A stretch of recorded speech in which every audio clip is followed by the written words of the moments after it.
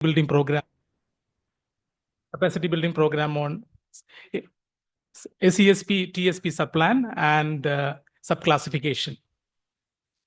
So myself, Abhilash, and this is Professor Tiagu. We are the coordinators of this program. We also have our cell members, PhD scholar Devika and Pavan Kumar, and our staffs and staffs Hizana and Navamika. We are the academic team which is organizing this program. So, as shown in the brochure, we will be discussing two major issues related to tribal SESP implementation and tribal TSP subplan. At the same time, we also going to have deliberations on the major issue which is coming up, especially in the last 1 year. That is also in the discussion in the mainstream and the public sphere, which is the subclassification verdict by the Supreme Court of India. So we all know that the discussions are largely be on the subclassification. When it comes to the SC/ST development, I think I'm speaking to a very informed crowd. I will also speak in Malayalam after this introduction about because many of the participants may not be able to comprehend what we talk in English. So regarding the SESP and TSP plan, which we call Scheduled Caste Scheduled Tribe subplan, and SESP, TSP, it's largely being going through a lot of ups and downs. It's been almost 50 years of this special component was being designed by the government of India to look after the welfare of these communities. So in between, we all know that what kind of troubles it's going through because of the underutilization of the fund, diversion of the funds, and so on and so forth, the issues. So that issue we need to have a detailed discussion upon before doing the issue concerned with the subclassification, because it has an interconnection between the two issues. So that's what we take two issues separately, one issue today and one issue tomorrow. And to give a capacity building, to give a comprehensive idea about what really is going on, what are the issues associated with the two subjects. And second day, we'll be discussing this subclassification. So for that, we got a line of speakers and experts, those who are working in this area, with very short notice. They have kindly agreed to speak to in this event, and they all the way took the pain of traveling from some other states to this place, and they have came here. And first of all, I would like to welcome to this program our honorable director, Professor C. Veeramani. Because of his hard work and dedication, this program is now we are running this program. The kind of perseverance he has shown while we initial thinking and initial inception of this idea came up, he wholeheartedly helped us to put forward this project proposal to Icssr, and Icssr kindly agreed to give some financial assistance to this program in these troubled times. And I welcome Professor Veeramani. And secondly, our main keynote speaker today is Malepalli Lakshmaiah. So Malepalli Lakshmaiah is a prominent journalist, and he's the director of Center for Dalit Studies in Telangana. He was also instrumental in implementing TSP subplan, and also working on the ground, especially on issues related to TSP subplan and TSP. His presence is here. He came here.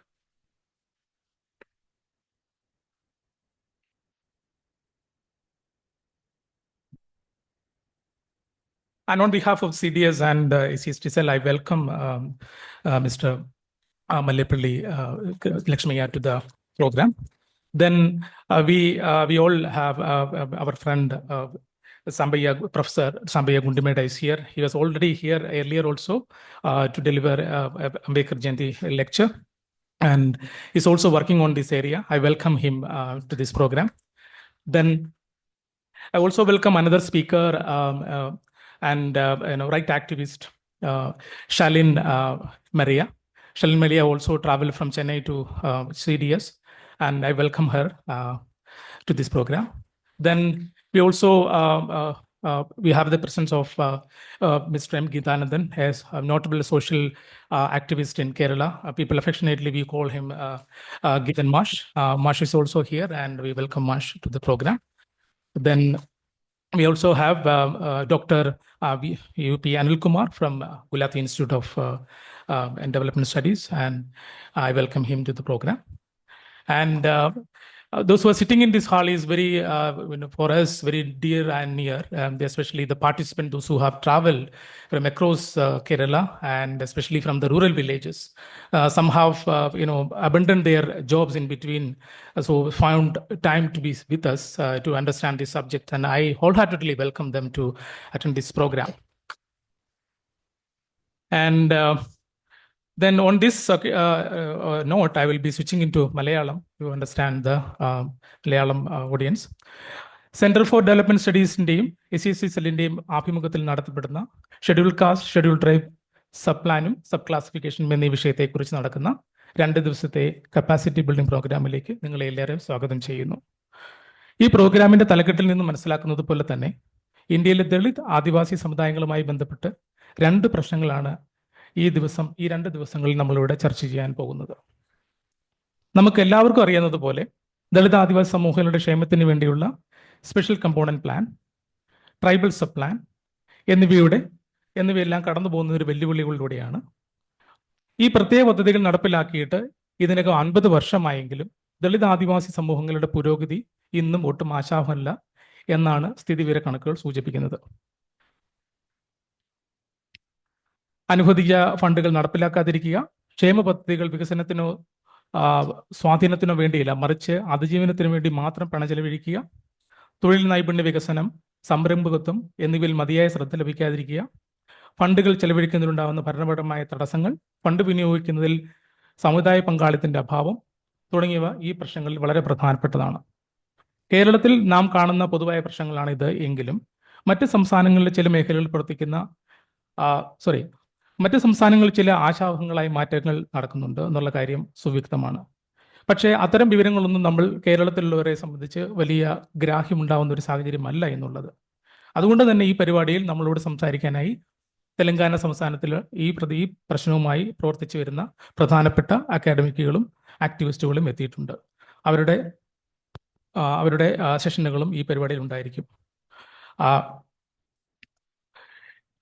2ാം ദിവസം ഈ programme ചർച്ച ചെയ്യുന്നത് 2024 പട്ടികജാതി പട്ടികവർഗ സമൂഹങ്ങളുമായി ബന്ധപ്പെട്ട് supreme കോടതി പുറപ്പെടുവിച്ച നിലനിൽക്കുന്ന പട്ടികജാതി പട്ടികവർഗ ലിസ്റ്റിൽ ഉപസംവരണവും ക്രീമി ലെയറും നടപ്പിലാക്കാൻ സംസ്ഥാനങ്ങൾക്ക് അധികാരം നൽകിക്കൊണ്ടുള്ള വിധി സംബന്ധിച്ച വിഷയമാണ്.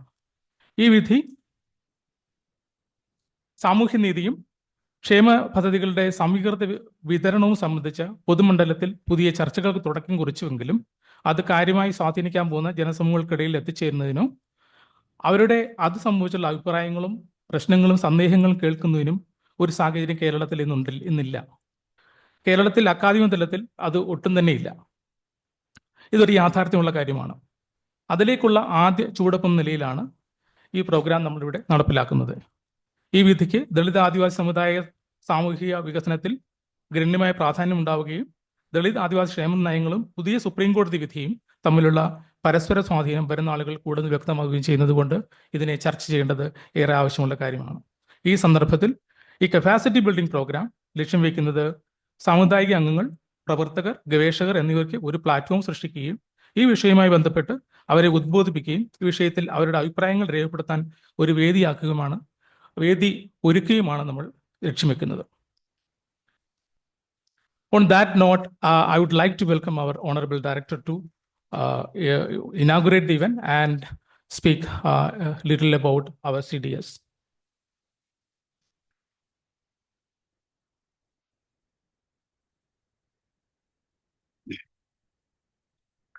Good morning. Again, welcome all of you to CDS. First, I would like to thank Icssr for supporting us for this. And I also thank the Abhilash, Tyagu, and all other students who are behind this initiative. So this is a very important topic of great practical relevance. And it is consistent with the kind of research that CDS has always been doing, like, those that have ground level practical implications. That is the kind of research that we generally promote. And there are a number of such cases, like, for example, CDS has been doing a lot of work on, I mean, not just academic work, practical work, like, those which has implications at the ground level. For example, decentralization, people's plan program, that the initial, the intellectual output, the input for that entire campaign started from CDS. Professor Thomas Isaac, who was a faculty here, he is the one who started that entire campaign. So the research and other activities happened at CDS during that time. And as part of that program, decentralization program, also issues related to SC/ST community in the context of Kerala, in decentralization, the larger context of decentralization was also studied. Professor Shivanandan is here. He did a number of studies on that topic. Then the other important issue that of great practical relevance where we studied, made a significant contribution is in the area of plantation agriculture. Again, very issues which have a lot of practical implications in the Kerala context as well as in South India, Tamil Nadu, neighboring states also. And a number of our faculty members have done studies, again, there in the context of marginalized communities engaged in plantation sector. And we know that many of them are marginalized communities.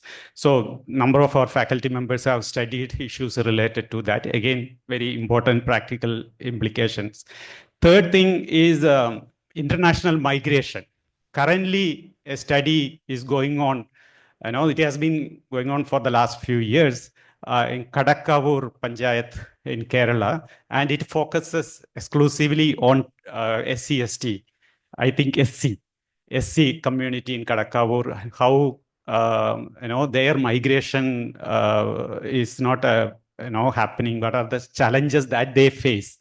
The particular community face is a study that is ongoing. So these are some of the examples where how CDS has been engaged in this type of research and activities, and which has practical applications. So this is one such event, one more such event where we know that, as Abhilash clearly pointed out, why these are very important. So there are two issues which are also interconnected to a certain extent. One is the issue related to subplan, where the idea behind that is to have a targeted budget allocation in government schemes so that the community gets welfare, to spend money on the welfare activities of the community. So that is the objective. But then that raises questions. Some of the questions Abhilash already pointed out. One is the diversion of funds for other purpose, general purpose. The second one is, you have the underutilization. Even if fund is there, it may not be used properly. The third thing is also related to, I think, maybe very serious issue, is monitoring and accountability. Like, even if money is being spent, whether it is spent in the right way, is it reaching the right, is it getting spent for the right purpose, whether it is reaching the right beneficiaries, are there leakages, and accountability and monitoring. That is also a very important issue. The other issue that is going to be discussed is the issue about a subclassification. This is arising because of disparities within the SC/ST communities. Within them, there is a lot of disparities in terms of access, their basic background, living standards, and all that. So the understanding is that the dominant groups within the community benefits from the reservation, the affirmative action. Now, how to correct this? Is subclassification is the way forward, and what are the challenges there? These are important issues. So the whole issue about equitable distribution of affirmative action within the community. And then there is also a related issue about political and social resistance to this entire movement, because of the fear that this might lead to weakening of legal protection over time. So that type of fear is also there that need to be addressed. Then another important issue is the data deficiency. Like, we know that there are intra-group disparities, but to what extent they exist within the, among different categories within the community. So there is not updated data is not clearly available. That is another issue. So to understand these intra-group disparities, because it's important, because ultimately policies should be data-driven or evidence-driven. So from that point of view, it is important. Then there are issues related to legal clarity. The constitutional provisions for subclassification, there is need for greater clarity in that domain as well. So policies should be ultimately evidence-driven. So database is important. As a research community, we play an important role there. And we also play an important role in terms of suggesting the government how to create a reliable database so that policies can be implemented on evidence, and how to make monitoring and accountability an important thing in the whole thing. And then also capacity building for the most marginalized. It may be the case that subclassification might actually take place at some point. But then the problem is that if the marginalized within the community remain at that level, they will not be in a position to utilize the provision. So that would be a big challenge. So it's very important that community itself take the initiative to have the capacity improvement within the most marginalized community. So when the subclassification actually happens, they actually derive benefits from that. So that is very important. Otherwise, if they remain where they are, even if there is affirmative action, and they are not in a position to take advantage of that, then it becomes a meaningless thing. So that is very important. So there is a need for balancing the need of equity within SCST while maintaining social harmony.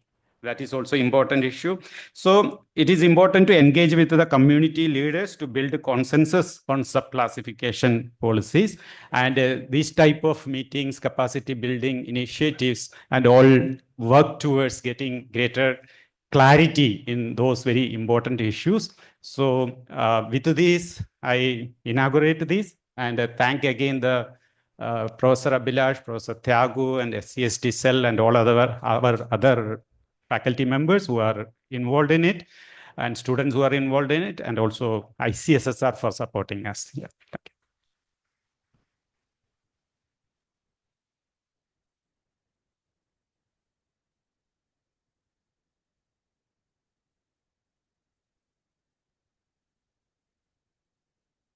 Thank you, Professor Veeramani, for the kind welcome and inauguration. So on that note, we are moving to the formal sessions. The first session will be the keynote address.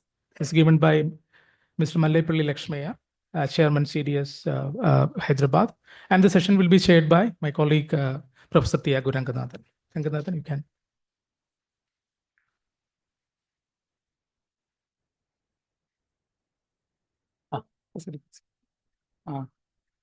Good morning, everyone. Welcome to this capacity building program. So we'll be starting this keynote lecture. We have, so this is on subplan. So at the very overview, subplan looks like some technical problem of allocation, of putting funds where and all that. But at the core of it, it is about whether state continues to see 1 in 4 of population as only beneficiaries and not as citizens enough. And do they continue to see only at it as a welfare and not as development. And Lakshmaya sir was telling only few states call it SCST development and they call it welfare in other places. And I think he'll elaborate a bit on that also. So it's a very important topic, and we have somebody from another CDS. It's also CDS, Center for Dalit Studies, who has come to give this lecture. Center for Dalit Studies played a very important role in making this plan and act in Telangana, along with Dalit Bahujan Front and the Communist Party of India, Marxist. And so in that sense, and whatever you learn about and read about Subplan, you are likely to come across Telangana soon about how good they have done. So it is very important that we hear from the best practices that have happened. And Lakshmaya, he is the chairperson, Center for Dalit Studies. He was a journalist at Varta and Andhra Jyoti newspapers, and he also worked with HMTV, and he was an advisor to TRS, and he also took care of the Buddhavanam project. He's an Ambedkarite activist and has also involved in policy making. So we are likely to hear very practical, philosophical, and implementable things that we can take forward for the other states. We have representation from Kerala and Tamil Nadu. Hopefully, we hope to learn more. Andhra also, yeah, sorry. So we hope to learn a lot from this session and also as a setup for the future sessions that we are going to hear. Sir, you can start. Welcome. And, yeah. Thank you, sir. Yeah. Thank you. Thank you, Thiagu Ranganathan Garu. I thanks to another CDS, Center for Development Studies. I am also belongs to Center for Dalit Studies from Hyderabad. Thanks to Professor Veeramani Garu to invite me to interact with you about the very important issue of the SCSTs in their development. SCST Subplan, or the names is different in different states. I feel privileged to hear. I am very proud of this occasion to interact like you are all academicians, research scholars, but I am not at that background. But my interest is to understand the issues and project the issues in the policy level. As a journalist, generally journalists, they have access to the policy makers, politicians. That I utilized my experience and my work. In this subject, I think 2 or 3 major aspects I want to interact with you. One is what was the background of this subplan understanding, where it comes, who started this type of understanding. That's the first thing. Second thing is what was the situation, what was the idea of started to this program. Then what was the impact, implementation experience. Then what were the movements, what were the movements we took and how it's make into act. Then finally, what were the impact? This is 4 things I want to tell you in brief. In my understanding, in India, modern India, to thinking modern ideas, it started from Mahatma Jyotirao Phule. I don't want to go in details about Phule. You all have know. I don't want to engage into that. But now we are thinking special budget for the SCs and STs. Special focus, special development plan special means it's a separate allocation, separate development plan. These are all the things we are thinking. But in 1882, 19th October, Mahatma Jyotirao Phule wrote to Hunter Commission. That was the first education commission, I think. He wrote about those days, I think only in the name of untouchables or in the name of castes only. There is nothing, any specific group.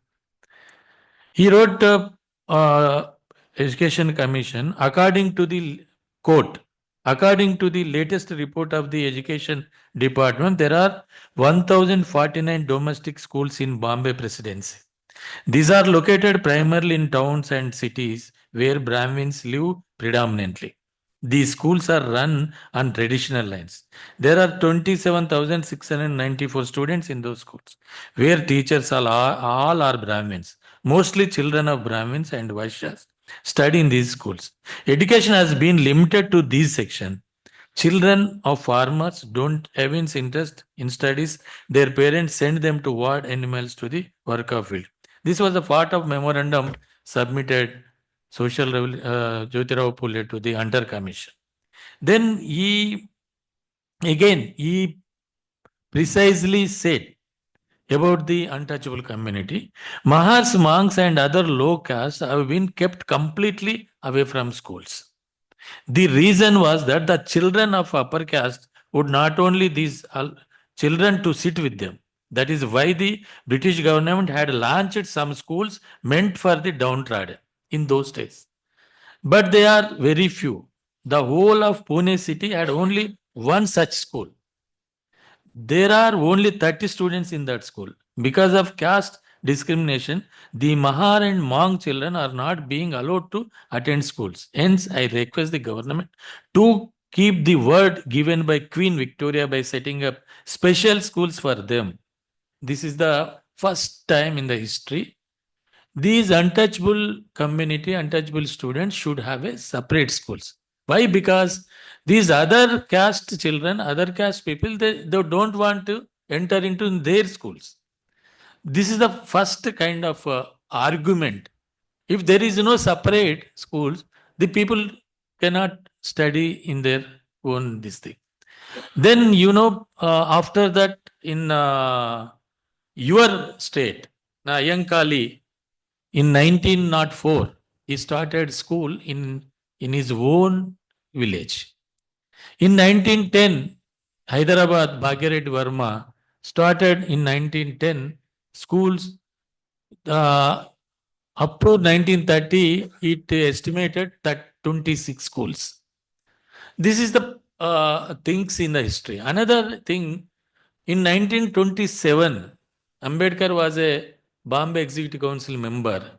He stated on the budget speech, we don't have a circumstances to study our children in our houses.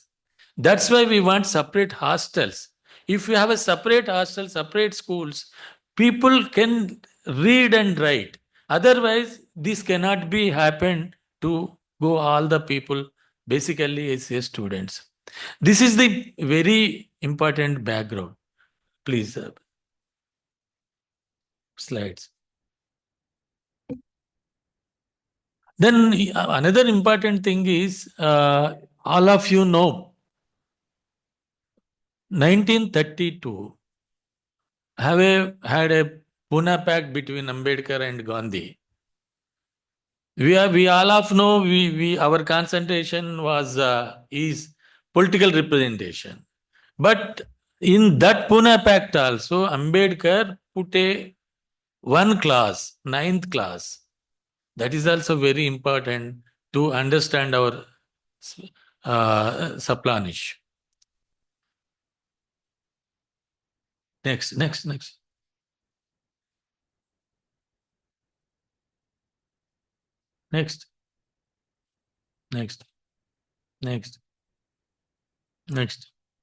This is the Pune Pact understanding, I think very cleverly he put on that aspect in Pune Pact also. The Pune Pact, refers Ambedkar Mahatma Gandhi signed 24th September 1932. Ninth point was, in every province, out of the educational grant, on adequate sum shall be earmarked providing educational facilities to the members of the depressed classes. So you can see from Jyotiba Phule to Ambedkar. Jyotiba Phule told and appealed them, you should separate schools. But it took Ambedkar journey. Ambedkar told this should be earmark funds. One important development came into existence.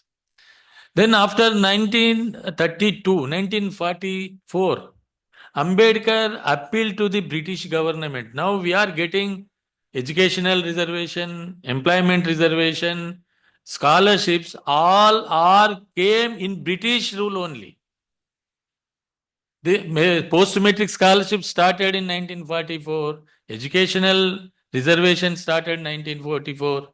Even employment reservation was started in 1944. After that, Ambedkar have an idea it should goes into the constitution. In the constitution, our 38 article, also another 46 article very important. All those journey from Jyotiba Phule to then Sahu Maharaj, Sairaj Gaikwad, then Ambedkar, then into 1949, November 26th, it comes 46 article. One movement throughout history comes and flow into the one constitutional arrangement. That clause, Article 46 says, promotion of educational and economic interest of scheduled caste, scheduled tribes and other weaker sections. Next. Constitutional. It's another this. The state shall promote with special care. The state shall promote with special care the educational and economic interest of the weaker section of the people, and in particular of the scheduled castes and scheduled tribes, and shall protect them from social injustice and all forms of exploitation. They depend on this article, depend on this directive principle. We have a Article 14, Article 15, Article 16, Article 17, all are there. I'm not denying that. They're all there. But particular focus, education and economic development, issue introduced into the Constitution with this article. This is the another thing. After that, before. What happened, 1952 to 1974, I don't think nothing was happened. Ambedkar said in Rajya Sabha, as a Rajya Sabha member, when Nehru was there, he criticized so many times. You are not focusing on SC/ST issues, you are not taking any interest on SC/ST issues, but Nehru also didn't take anything about the SC/STs. In 1960s, the end of the 60s, in all India level, there are so many movements. Dalit movements in Karnataka, Bhim Army, Sham Sundar. Then in Maharashtra, Dalit Panthers. And in Bihar, Andhra Pradesh, Telangana, Naxalite movements. These all movements came into very revolutionary methods.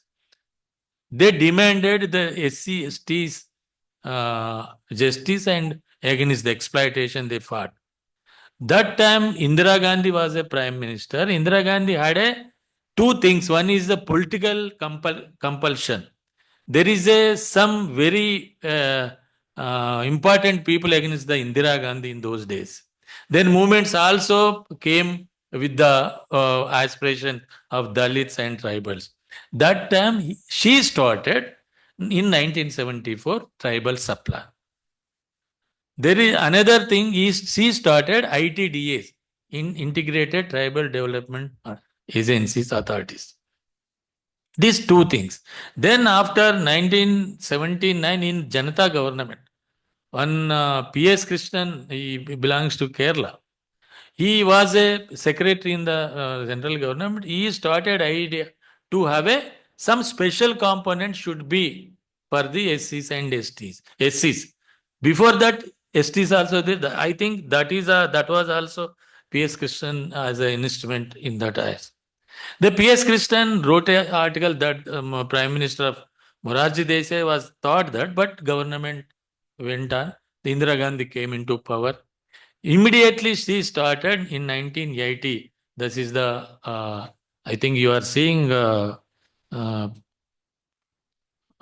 slide. She wrote a letters to the all prime ministers, chief ministers. I understand that most state government have formulated special component plans for the scheduled caste as part of their state plans. The special component plan already prepared by the state government are not only to be improved quantitatively, qualitatively, but should also be implemented satisfactorily. The objective of the various development programs in the special component plan should be to enable scheduled caste families in the states to cross the poverty line within a short and specified period.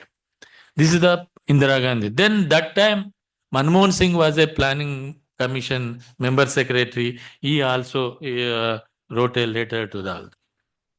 Then what happened? After 1980, nothing was happened. Just they said they are implementing, some people they are doing, some people not doing. That is going on. Then in 2000, you know, that's belongs again Kerala. K.R. Narayanan became a president.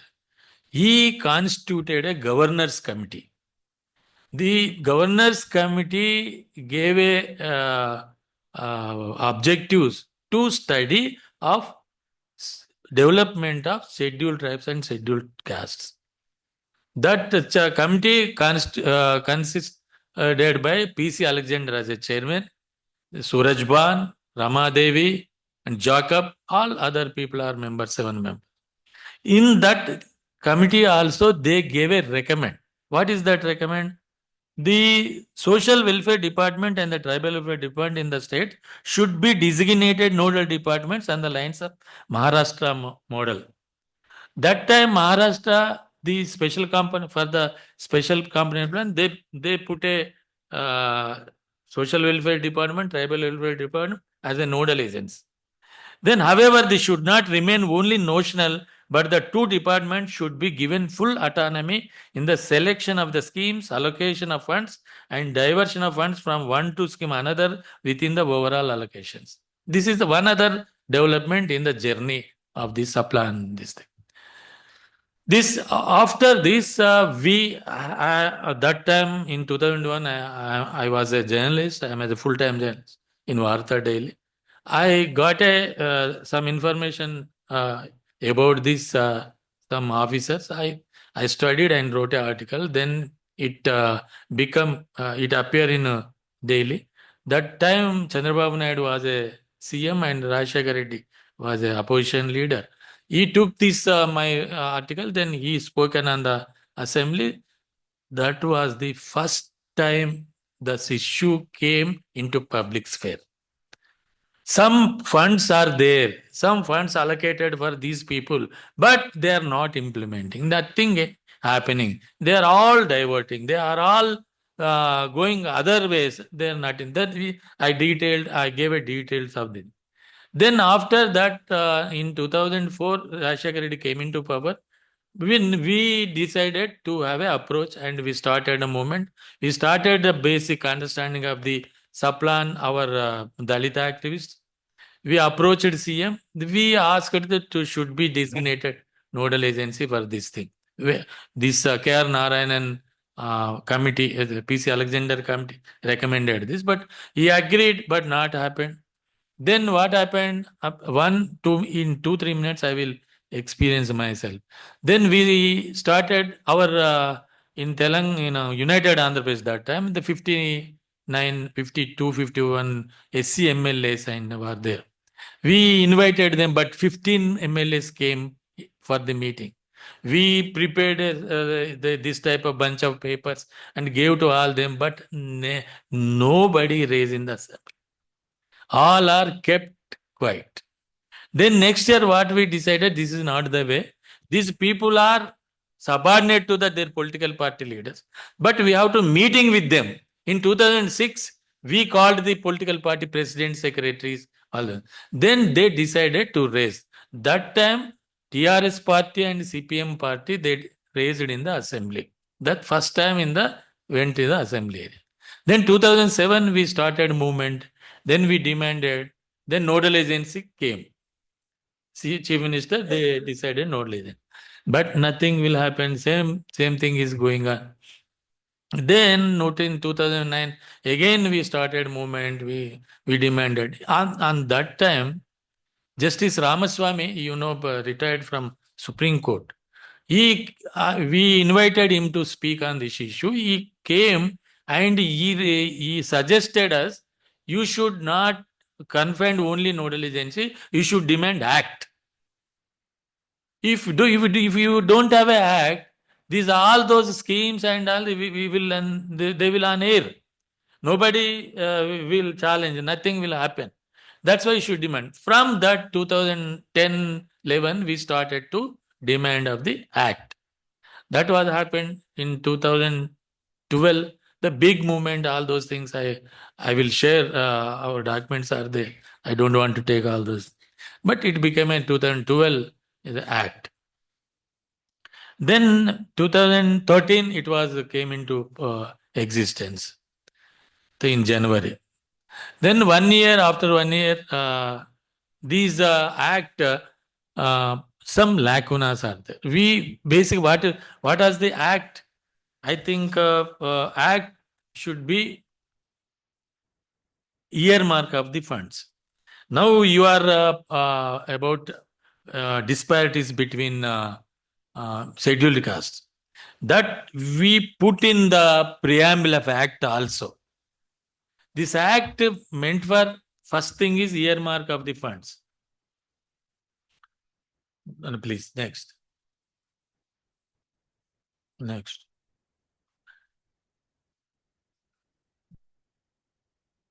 One minute.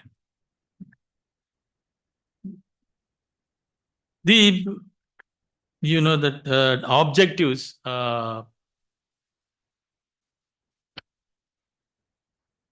components of act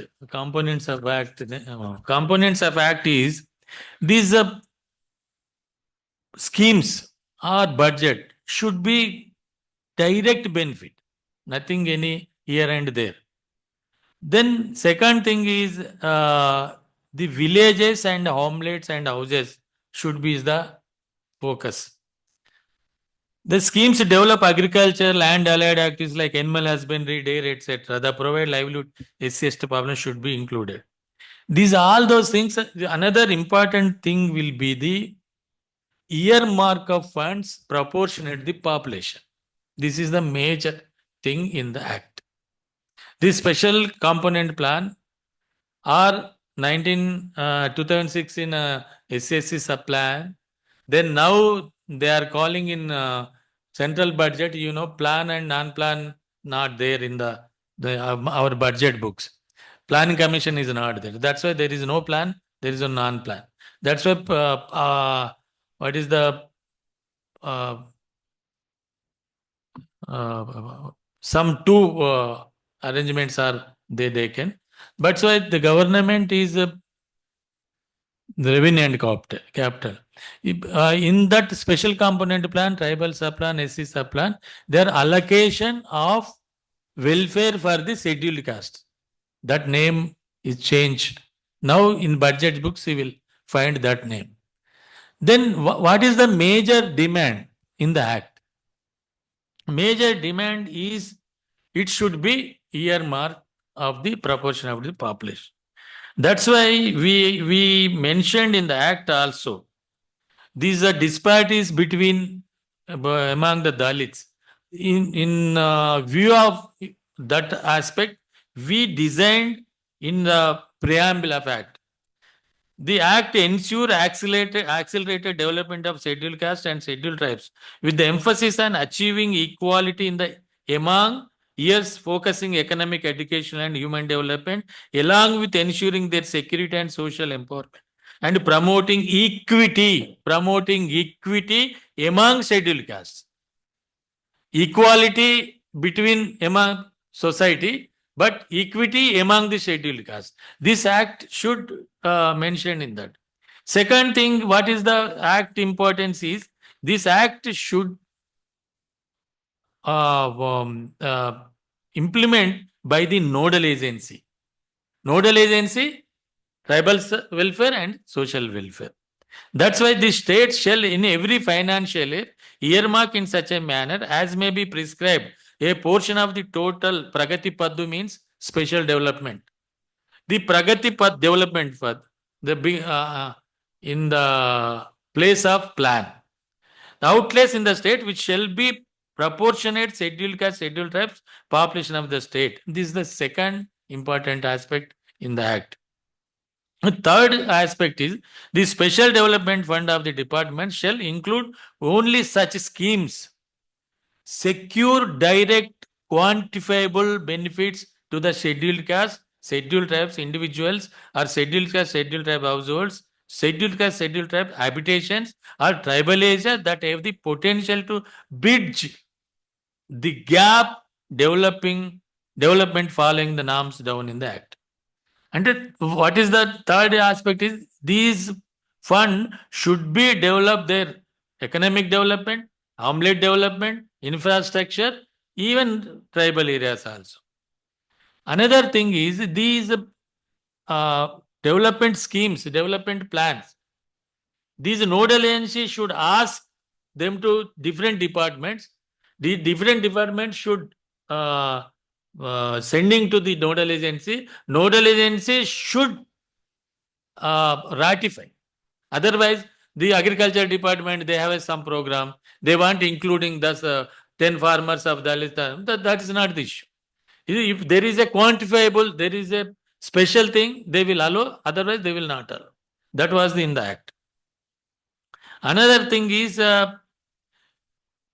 we are seeing recent days and those days also, the diversion of funds are lapsable. Two things. Diversion means we have 100 crores, but the government, they are not utilizing 50 crores, they are utilizing 50 crores is the divert other things. They will show different people. They even before Act, the United Andhra Pradesh government, they shows the park cleaning, the Hussain Sagar cleaning, the flyover bridge construction. What is the use of things? Parking cleaning, nothing will happen. That's why these nothing should be there. In the Act, we included if you are not utilizing 50 crores, the 50 crores should forward to next year. This is also next amendment. Before Act not there. This second amendment we did it. Totally, it was happened after this Act. So many, I don't want to think, so many issues are there. Another thing is these transparency level, some every year they will put in assembly, total details. What are they implement, which department, which scheme, how many beneficiaries. The bunch of report table to the assembly. This also in the Act. Another thing is this administrative research center also should be established. Lastly, very important thing is this some people's committee. with the government may constitute a committee consisting of such official and non-official members on such terms of conditions as may be prescribed to carry out the function entrusted to in connection with the monitoring implementation. These are these are the act. I want to tell you basic three things only. One is the earmark of funds should be there. These special schemes, special programs should be implemented by the nodal agency as a nodal department.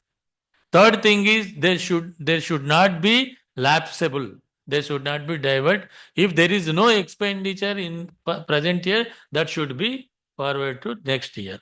Third thing is these people's monitoring should be there. Fifth thing is this all details should be put before the assembly. This act. After this act, I think it become Karnataka, Rajasthan, Uttarakhand. Now Tamil Nadu also they adapted. Then in some northwest country states like that, they are also demanding. Sir, another important thing, what was the impact of this act? That is also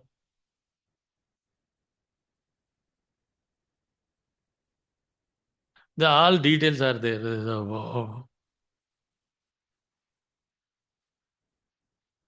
I will.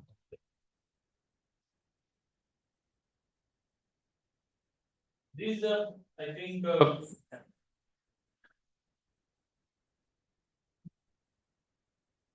major differences. I think act differences. The emphasis on achieving equality next 10 years. They put in previous act. We removed that. Then amount of social development remains unspent is the next. The schemes, so many people asking generally what is the benefits after the act. I want to tell one thing, apart from all those things, on that day, December 2nd, 2012, act adopted 12 o'clock night, I think December 3rd. The Kiran Kumar Reddy was the chief minister. He stood up after adapting act, all are clapping the hands, all those things. He stood up and he announced enhancement of scholarships. He announced announcement of mess charges for the students. How it was happened? You know, governments, how they reacted. If they have a funds, they will do.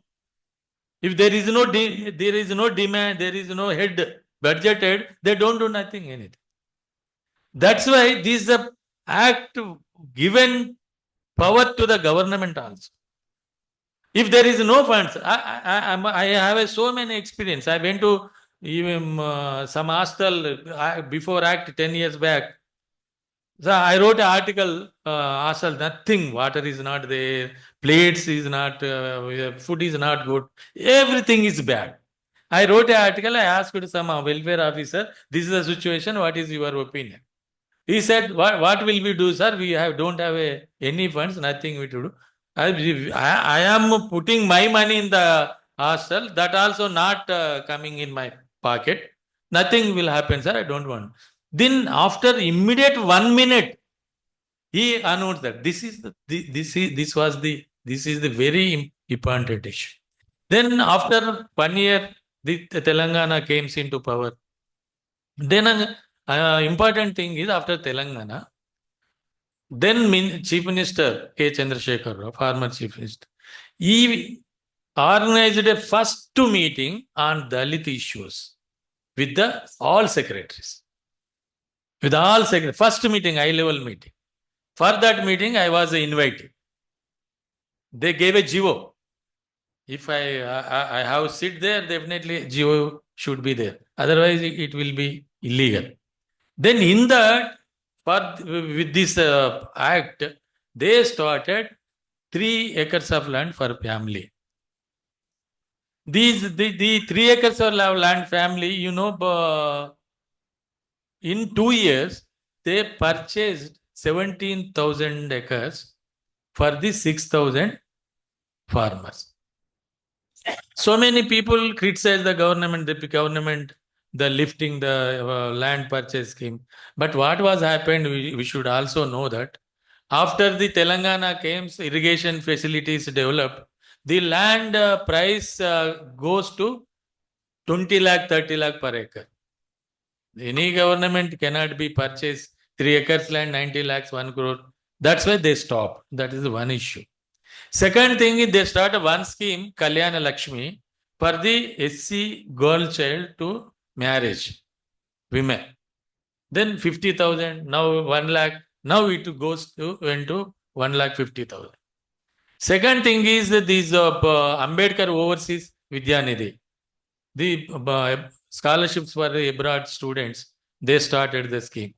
The free power for up to 50 units of the electricity. Then supply fine rice, good rice. తర్వాత large amount funds, renovation social welfare hostels, cost of construction community halls, construction double bedroom houses, increased allocation, improving basic amenities of SC colonies. These all things are, these previously it was only 10 lakhs, that after this act it could be 20 lakhs. Land purchase schemes, I told you, these up to this old, these are photos. Sir, another important thing is for the residential schools is a very important thing. Before that, residential schools of SCs only 174. After 2016, 125 years Ambedkar 125 birth anniversary, the government did double to 68. Another thing is 30 degree colleges for the Dalit students. In that, 25 degree college for the girl students. This demand came because so many children, they got into higher education, but they don't have a hostels. Even towns also, these other communities, they are not giving rent for them also. That's why this demand came. Now the 30 degree college, in 30, 25 will be this thing. Another important thing is now we had a hostels and all those things. You can that.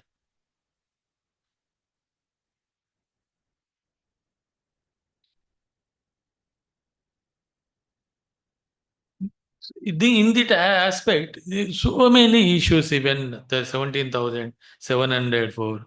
Then after this, I am also telling one important thing.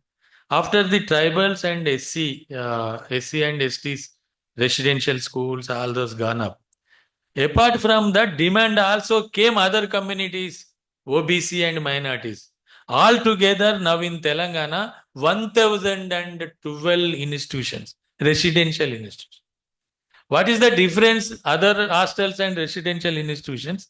In the residential institution, government are expending per children, per student, 1,25,000. In that, so many people, they got into medicine, they got into IIT, they got into abroad. So many persons are going away, even different places. Even after that, one demand came. In this act, one lacuna is there. What is that? Some general schemes also should shown in the accounts of the development fund. But we demanded, this is not the issue, but we are not got that. We asked that should remove. General scheme should not show in the development, but government not. But we demanded, you are giving rice, all of you are giving house, you are giving all our facilities to other communities, we are also giving us. What is the difference? But he started, when Chandrasekhara, he started 1,000 crores special package for that. For that, he conducted a meeting 12 hours in his office. Then he started Dalita Bandhu. Dalita Bandhu came because of this demand from the community. The Dalita Bandhu means government idea is if we are giving 1 lakh, 2 lakh, 3 lakh, nothing will happen. There is nothing in substantial this thing. That's why this scheme should be sufficiently. One family should be get out one time from the poverty. That's why the Dalita Bandhu came worth 10 lakh rupees. In 10 lakh rupees, what was the beauty is that with the 10 lakh rupees, you should put 4 businesses. You should not in our village. You should put anywhere in the country. Another thing is, if you want 4 or 5 people come together and put one industry is okay. Then in 10 lakhs, 4 business is okay. In your village, your district, your state, even Delhi also okay. This type of flexibility with this scheme. Another scheme, they put one fund, what is the support fund is also mentioned. If somebody gone into loss because of calamity, natural calamity, whatever thing, that's why they decided to have a fund. If somebody lose, from this fund, they can give another time also support. All those network, all those things happened because of this act.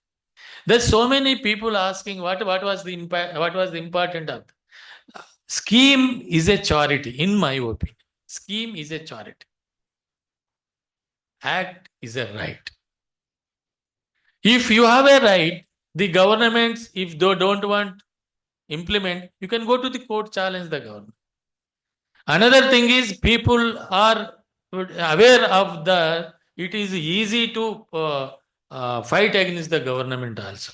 Even government people also, government personality also should alert.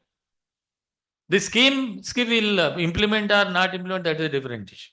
Even though, even Telangana, issues are there. If so many improvements should be come. So many things also should improve. So many issues also get into that. But after this act, the impact of this act, my request you to, anything I am telling you is only your ears. But my request, you should come and see the place. You should come. One example, Dalita Bandhu, I want to tell you. American Tourister suitcases is there. Some person worked as a boy, sales boy in the American Tourister. Then after this Dalita Bandhu, his brother and his brother's son, three together come and put a shop. Now he is the owner of American Tourister shop. 25 lakhs they put in the shop. 5 lakhs they purchased it for the trolley to transport. This type of so many things. Another thing, one woman, before this Dalita Bandhu, she purchased vegetables and put her head, and she will go every house and sell that vegetables. Now what she did, she took a trolley. She went to the farmer's place. She took the vegetables. She put one shop in Mandal headquarters. She's enjoying. This type of so much changes. In that, everybody is changed. Dalita Bandhu changed totally Dalit life. That's not I am telling. The 10%, 15%, 20%, I am happy. The 80% because of our problems, our mindset, our culture. So many businesses are going on. So many people bought cars, travel. So many people are something. So many people. Even the moving hotels, restaurant. What is the mobile canteens? The mobile canteens also they put and they are earning money. Like that, this is the thing. Sir, finally, I want to conclude. Why we are demanding? we are demanding this is the constitutional right first. Second thing is this is a natural right. We are discriminated from the years. We are poor, but not of our reason. We are poor because of the society. They deprived, they exploited, they pushed to back. That's the second thing. Third thing is very important. For this country wealth, for this country development, we did so much. In Indian economy, whichever country economy, two things, very important things. One is agricultural development, another is industrial development. In agricultural development, in our Telugu states experience, then all artisan communities before the industrial revolution, they depend on the leather equipment. If there is no leather equipment, no community will have any type of artisan equipment. We have I collected so many, 18 castes depend on the leather equipment. Even weavers, even fisher community, even pastoral community, even farmers, even everybody. The another thing is these leather were done by Madiga. The another was agriculture development. In tanks, irrigation tanks built by SCs, by Malas basically. They maintained, they managed the tanks, and they did agriculture works. They are coverts, they are whatever agriculture basic thing. After that industrial revolution, major two issues. One is mines, another is railways. In the mines and railways, first who they went? Only Dalits went. Because they don't have any economic support. But they went any extent to work, even dangerous things also. That's why if you want to take examples, coal mines, my family total in the coal mines, except myself, all are my brothers and my brother, all are in coal mines. There are so many people died. Even Chesnala, Bihar, Ranganji, you will get some information. 324 had people killed in accident, one accident. They are all Dalits. In Ellandu, Khammam district in Telangana, in 1938, 42 people killed in the accident. They are all Dalits. Even this leather industry, so many people died, the unclean, this thing. Then tanks repairs and all those things, the people died belongs to Dalit Mala community. Like that, so many states, your states also, I think, so many experiences. Without our sweat and blood, this nation not building like this. That's why 3 reasons we are demanding this. If you think this is the small thing, I am not. This is a very important. If you want anything in the development of Dalits, if you think any issue, think about the Dalit development. This is the major thing. This is a major demand. This is a major program. This is a major movement. Should be for the Dalits. Thank you. Thank you very much.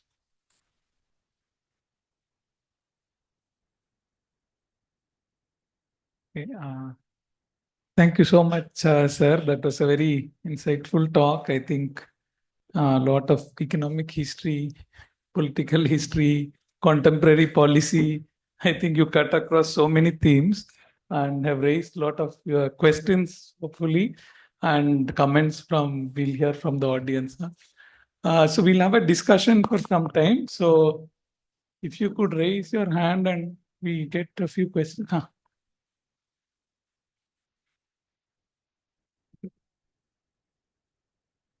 Okay, so we'll just have a brief exposition of what he said in Malayalam, and then we'll have the Q&A. Yeah. നമസ്കാരം. അത് അത്രയോടെ വിശദീകരണം നന്നായിരിക്കും എനിക്ക് തോന്നുന്നു, കുറച്ചുകൂടി എൻ്റെ participation കൂട്ടാനായിട്ട്. Mister മല്ലേപ്പള്ളി തുടങ്ങിയത് ഇതിൻ്റെ ഒരു ചരിത്ര പശ്ചാത്തലത്തിൻ്റെ ഒരു കാലഘടന വെച്ചിട്ടാണ്. പ്രത്യേകിച്ച് ജ്യോതിറാവ് ഫൂലെയും അംബേദ്കറിന്റെ കാലത്തും എന്തുകൊണ്ടാണ് ഒരു റൈറ്റ് ബേസ്ഡ് ആയിട്ടുള്ള സെപ്പറേറ്റ് പരിഗണന നമുക്ക് വേണ്ടത്, അല്ലെങ്കിൽ ദളിത് ആദിവാസി സമൂഹത്തിന് വേണ്ടതെന്നുള്ളതിനെ കുറിച്ചാണ്, ഒരു പരിഗണനയെ കുറിച്ച്, അതിൻ്റെ ഒരു റിലവൻസിനെ കുറിച്ചും അതിൻ്റെ ആവശ്യത്തെക്കുറിച്ചുമാണ് ആദ്യം സംസാരിച്ചത്. അതിൽ നിന്നും എന്തുകൊണ്ടാണ് ബോംബെ കോൺസ്റ്റിറ്റ്യൂഷണൽ അസംബ്ലിയിൽ അംബേദ്കർ ഇതിനെക്കുറിച്ച് എന്ത് സ്പെഷ്യൽ ആയിട്ടുള്ള ഒരു പ്രത്യേക പരിഗണന ആദിവാസി സമൂഹങ്ങൾക്ക്, ദളിത് ആദിവാസി സമൂഹങ്ങൾക്ക് വേണ്ടത്. പ്രത്യേകിച്ച് നമുക്കറിയാം ഭൂലിയുടെ ഒരു സ്ട്രഗിൾ എന്തിൻ്റെ പേരിലായിരുന്നുവെന്നും, ജ്യോതിമ ഭൂലിയുടെയും ഓൾസോ അതിൽ നിന്നാണ് തുടങ്ങിയത്. പിന്നീട് ഇത്തരം ഒരു പ്രത്യേക പരിഗണന ഇല്ലാതെ ഒരു സാഹചര്യത്തിൽ മുന്നോട്ട് പോകാനായും അല്ലെങ്കിൽ പൊതുസമൂഹത്തിൽ അംഗീകരിക്കപ്പെടാനും അവരുടെ അവകാശങ്ങൾ നേടാനും ഇവർക്ക് കഴിയില്ല എന്നുള്ളൊരു പ്രശ്നം വരുന്നത് കൊണ്ട് തന്നെയാണ് കോൺസ്റ്റിറ്റ്യൂഷനിലേക്ക് ഇത്തരമൊരു നിർദ്ദേശങ്ങൾ പിൽക്കാലത്ത് അംബേദ്കർ കൂട്ടിച്ചേർക്കുന്നതിലേക്ക് ഒരു സാഹചര്യം ഉണ്ടാവുന്നത്. പക്ഷേ എങ്കിൽ തന്നെയും 60കൾക്കും 70കൾക്കും ഇടയിൽ സ്റ്റേറ്റ് ഗവൺമെന്റ് അതിനെക്കുറിച്ച് ഒന്നും ചെയ്യുന്നുണ്ടായിരുന്നില്ല. 70കൾക്ക് ശേഷമാണ് നമുക്കറിയാം 5th പ്ലാനോട് കൂടിയാണ് SCSP TSP പ്ലാൻ നിലവിൽ വരുന്നത്, ഒരു പ്രത്യേക പരിപാടിയായി നിലവിൽ വരുന്നത്. അതിന് ഗൈഡ് ലൈനുകൾ ഉണ്ടാവുന്നത്. എങ്കിലും കാര്യങ്ങളൊട്ടും ശുഭകരമായിരുന്നില്ല, അത് മുന്നോട്ട് പോകുന്നില്ല. എന്നാൽ ഇത് നടപ്പാക്കാനായിട്ട് പിന്നീട് ഒരുപാട്, പ്രത്യേകിച്ച് പല സംസ്ഥാനങ്ങളിൽ നിന്നും തദ്ദേശീയമായിട്ടുള്ള മൂവ്മെന്റുകൾ ഉയർന്നു വരികയും അതുമായി ബന്ധപ്പെട്ടാണ് പിന്നീട് നിയമനിർമ്മാണങ്ങളും അതിന് മുകളിൽ പ്രവർത്തിക്കാനായി ചില സർക്കാരുകൾ തീരുമാനമെടുക്കുകയും പിന്നീട് 70കൾക്ക് ശേഷം നിയമം നിലവിൽ വരികയും അതിൽ ഉള്ള സംസ്ഥാനങ്ങളാണ് ആന്ധ്രാപ്രദേശ് പോലുള്ള സംസ്ഥാനങ്ങളിൽ. അപ്പൊ അവിടെ 2007 ആക്ടുകൾ ഉണ്ടാവുന്നുണ്ട്. അതിനുശേഷം നടപ്പിലാക്കാനുള്ള ബുദ്ധിമുട്ടുകൾ, രാഷ്ട്രീയ നേതൃത്വത്തെ പറഞ്ഞ് ബോധ്യപ്പെടുത്താനുള്ള ബുദ്ധിമുട്ടുകൾ, ഈ മൂവ്മെന്റുകൾ ഒരുപാട് കഷ്ടപ്പെടുന്നു, ബുദ്ധിമുട്ടുന്നു. അതിനുശേഷമാണ് 2012 ഒരു ആക്ട് എന്ന നിലയിൽ ഇത് നിലവിൽ വരുന്നത്. അത് ആക്ട് നിലവിൽ വരുമ്പോൾ അതിന് ഒരുപാട് പ്രത്യേകതകളുണ്ട്. ആ ആക്ടിൽ പ്രകാരം പ്രധാനമായും 4 കമ്പോണന്റുകളാണ്, പ്രധാനമായും 4 പ്രത്യേക കാര്യങ്ങളാണ് അതിന് പറയുന്നത്. അത് ഒഴിവാക്കാൻ പറ്റാത്തത്, ഫണ്ട് എൺമാർക്ക് ചെയ്യണം. ഫണ്ട് പ്രത്യേകമായി ചെലവഴിക്കാനുള്ള ഫണ്ട് അതിനുവേണ്ടി തന്നെ കണ്ടെത്തണം. അത് നഷ്ടപ്പെടുത്താൻ പറ്റില്ല, വകമാറ്റി ചെലവഴിക്കാൻ പറ്റില്ല. അതിൽ ഇക്വിറ്റി, നീതി ഉറപ്പാക്കിയിരിക്കണം. പിന്നെ പല പോളിസികളും നമ്മൾ കേരളത്തിന്റെ പശ്ചാത്തലത്തിൽ നമുക്ക് നോക്കുമ്പോൾ മനസ്സിലാവും, പല പോളിസികളെയും പല നയങ്ങളെയും നോഡൽ ഏജൻസി, നടപ്പിലാക്കുന്ന ഏജൻസിയുടെ അംഗീകാരത്തിനോ അല്ലെങ്കിൽ അവരുടെ താല്പര്യത്തിനോ അവരുടെ അംഗീകാരത്തിന് വിധേയമാക്കാതെ ആവും പലപ്പോഴും നടപ്പിലാക്കുന്നത്. അതൊരു പ്രശ്നമാണ്, അത് ഒഴിവാക്കണം. പിന്നെ ഇതിൽ സുതാര്യതയുണ്ട്. എല്ലാ വർഷവും സംസ്ഥാന അസംബ്ലിയിൽ നടപ്പിലാക്കിയ പദ്ധതികളുടെ ഒരു വിവരം അസംബ്ലിയിൽ ചർച്ച ചെയ്യേണ്ടതുണ്ട്. അപ്പോൾ നോഡൽ ഏജൻസി സുതാര്യത, ലാപ്സാക്കാതെ വിനിയോഗിക്കുക, ഇത്തരം കാര്യങ്ങളെ കുറിച്ചാണ് ഇത്. ഒരുപാട് ഗുണപരമായിട്ടുള്ള മാറ്റങ്ങൾ പിന്നീട് ഉണ്ടാവുകയും അതിനോട് ഉപോത്ബലകമായി പിന്നീട് ദളിത് ബന്ധു എന്നുള്ള വലിയൊരു പോളിസി ഇഷ്യൂ ചെയ്യും. ആ പോളിസിയുടെ ഗുണഫലങ്ങളെ കുറിച്ചാണ് അദ്ദേഹം പിന്നീട് വിവരിക്കുകയുണ്ടായത്. ഒരു ചുരുക്കി പറയുകയാണെങ്കിൽ, ഒരു സ്കീം ഓറിയന്റഡ് ഡെവലപ്മെന്റ് എന്ന് പറയുന്നതിൽ ഒരു സ്കീം വെച്ചിട്ടുള്ള ഒരു വികസന പദ്ധതി എന്ന് പറയുന്നത് അത് ഒരു ചാരിറ്റി മാത്രമാണ്, ജീവകാരുണ്യ പ്രവർത്തനം മാത്രമാണ്. മറിച്ച് ഒരു ആക്ടുമായി ബന്ധപ്പെട്ടിട്ടുള്ള ഒരു പോളിസി എന്ന് പറയുന്നത് അത് ബെനിഫിഷ്യറീസിന്റെ റൈറ്റ്, അവകാശം അത് എപ്പോഴും ഉന്നയിക്കാൻ പറ്റും അവർക്ക് എന്നുള്ള ഒരു ഇതിലാണ് അദ്ദേഹം ഊന്നൽ കൊടുക്കുന്നത്. ഇതാണ് പെട്ടെന്ന് എനിക്ക് പറയാനുള്ളത് ക്വസ്റ്റ്യൻ ആൻസർ സെഷനിലേക്ക് കടക്കുന്നതിന് മുമ്പ്.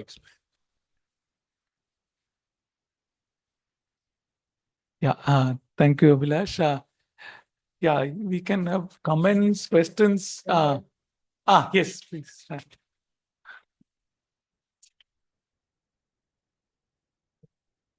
Is the Vinay Kumar. He is also one of the activists in the movement. Thank you, CDS, 1 CDS and 2nd CDS. This is opportunity for me to participate in this occasion because of the Ms. Lakshmi invited me. This is actually our dream project. Both of us together traveled entire process.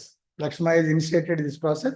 I added with him, and together Dalit Bahadur's Fund is a mass-based organization in Andhra Pradesh, United Andhra Pradesh. We have a capacity to mobilize masses. He is anchoring the entire process. We together, it is a joint venture of the masses and the intellectual class. So my point is, what is the purpose of this act? What is the purpose of this act? He told entire process. My point is, there is a gap in the socio-economic realities of the society. Our society is a graded, unequal society based on the caste, patriarchal and also the social caste based of the discrimination is there. So in this framework, we need to reduce the gaps among the society. So this act is the primary object of this act to reduce the gaps among the society, to equalize the society on the lines of the socio-economic conditions. So lives. So there are three important elements is there: individual development, family development, and community development. These are the three important elements in this act. Individual development regarding your education or your everything, personal level, and second level is family development, and third one is community development. So your locality, your residential area. So in your locality, what is the requirements? Basic civic communities and housing, dignified life, and family for a livelihood and dignified life and secure social security life. And individually, you are a benefit with the is equally you want to become a citizen of the process. So citizenship, respect in the family life, and a secure social security life, and also a dignified social life. These are the very important elements in this process. How it is possible? How it is? There is a history. Lakshmayaji told about the entire process, but the framework is how it will framework, how it's strategized. I can give it 4 or 5 points. It is inclusive approach. Generally, our Dalit movements are always how it is. The beauty of this organization is how to bring this act as a realities, because Lakshmaya is a very good strategist. He worked with media. He has a lot of exposure. Earlier, he was a left background. Then he is turned as a journalist. He is in jail. He is in jail for some year. With all this experience, he is translated his actions into the social movement. He is associated with the movements and is traveled with the movements. Then he strategized this act as to realize the how this is one of the strategy to empower the Dalits. So to become the citizenship, this is the primary object of the act is to become the Dalits, the inhuman to human, human to citizen. So inhuman character is the Dalitization. This is the always people treated the subhumans, or it will be some you have a constitutional guarantees, some provisions are there through some programs. Then it is not enough. You will become the human, but human is not enough. You become a citizen. You have rights. You should have a consciousness of citizenship. So you have a consciousness of citizen. When you become the citizen, you will be a rights holder. You are the stakeholder of this society, and you are stakeholder of this governance. You are stakeholder of this economy. You are stakeholder of this entire process. That is the actual object of the constitution. It's the realization of the constitutional objectives. So this is strategization is only this is research. The important how to this act become a reality in the process. Research and lobby and advocacy with the concerned political parties, concerned department, concerned policy makers, all these people. This is one area. And second one, strategical leadership. Lakshmaya started this process, but he is involved in bureaucrats, politicians, activists, and retired bureaucrats and civil society organizations, irrespective of the caste. It is very inclusive organizational setup we started. Institutions, media persons, so name and fame people, all these people involved in this process. This is a wider acceptance is there. Third point is, there is a political compulsion. In the political society, if there is a political compulsion, they will hear our voice. Otherwise, they won't hear. If they are in the dominant place, they have a comfort zone, they won't hear our people's voice. If the political inconsistency is there, they will hear our voice and they will accept our demands. This is one of the strategy we adopted in this. In the Congress is in crisis. Jagan Mohan Reddy shifting from cutting the Congress and he started his own party. That is, Congress is in compulsion. Telangana movement is also in compulsion. So bifurcation is also a problem in the Telangana Congress. So this is very much needed to the Congress. So then there is a political compulsion is there. Civil society organizations, number of civil society organizations participate in the process. Finally, community mobilization. Without community base, without community voice, community action, community assertion, we will not get any act. These are the strategies adopted in the entire process. Number of stakeholders are there, but this is become the now reality in the state of Andhra Pradesh and Telangana. But the lack of some monitoring, lack of some finance become the entire plan and non-plan change. After planning and non-plan change the central government, then there is a crisis. How to operate this is a very important issue. So then Telangana government make a difference. The beauty of this act is Telangana government make a difference. They started Scheduled Caste Development Fund, Telangana Scheduled Caste Scheduled Tribe Development Fund. They started two initiatives. This is also a new beginning in this history. This is a second level operational part. So in Andhra Pradesh, in my experience, last 5 years and next 5 years, 10 years is after bifurcation. We are the losers actually. There is because the political crisis, leadership crisis, organizational crisis, the political will is not there. Their priorities are different. Their approach is very different. So this act is in Andhra. It is part of the United Andhra. We fought after. It is actually 10 years only. That is also not. It is act is only for 10 years. We fought with the governments, both the governments. It extended to another 10 years. So the time period is only 10 years. We also extended with the next 10 years. If the political organization, social movements, and the civil society, research institutions, and also the humanitarian elders who are in the name and fame people will took together to address this issue, Dalit liberation is not impossible because Dalits are not a subhuman, not a subalterns. They are also part of the civil society. They are the citizens of this country. In this spirit, we will organize all these issues. I will thank you, Lakshmayaji, and this Center for Dalit Studies and Center for Development Studies to give an opportunity for me. Thank you so much. Yeah, any I questions? also acknowledged Sambayagar is there. He was in Hyderabad. I think those days also he was there. I think this is the thing. But another thing, you should not think more happened. I think it should more happen. Something happening is good beginning, but new government came into power, Congress government. What they will do, we can see.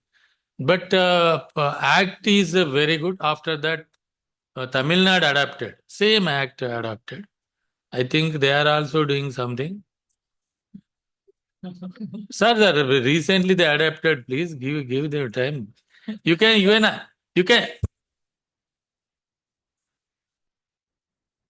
In Telangana, what you've done is like, I just want standing ovation to you because you guys have done an amazing work. I think with Tiago, I was speaking that day, he said sub plan, and I said Telangana because this is like you are a model state for sub plan. But Tamil Nadu, it's very different. Like as you said, the needs have not changed for SCSTs. The needs are still the same how it was there before 100 years. For example, you talked about Mahatma Phule ji. So we had the depressed class conference in Nilgiris by Ayodhidas Pandidar on December 1st, 1891. So there only he proposed Adidravida schools. He proposed scholarships for them. He proposed hostels for them. And then he also proposed for post-metric scholarship. These were the things included. And community halls. All these things were proposed, sir. And as you said, because of the Britishers, because we are constantly talking to the crown, we were able to get everything passed here, including political representation in the Madras Legislative Council. Okay. Now, what happened was, after that, you said after 1960s in Telangana, there was a rise of Dalit movements. 1960s is where the Dalit movements died in Tamil Nadu.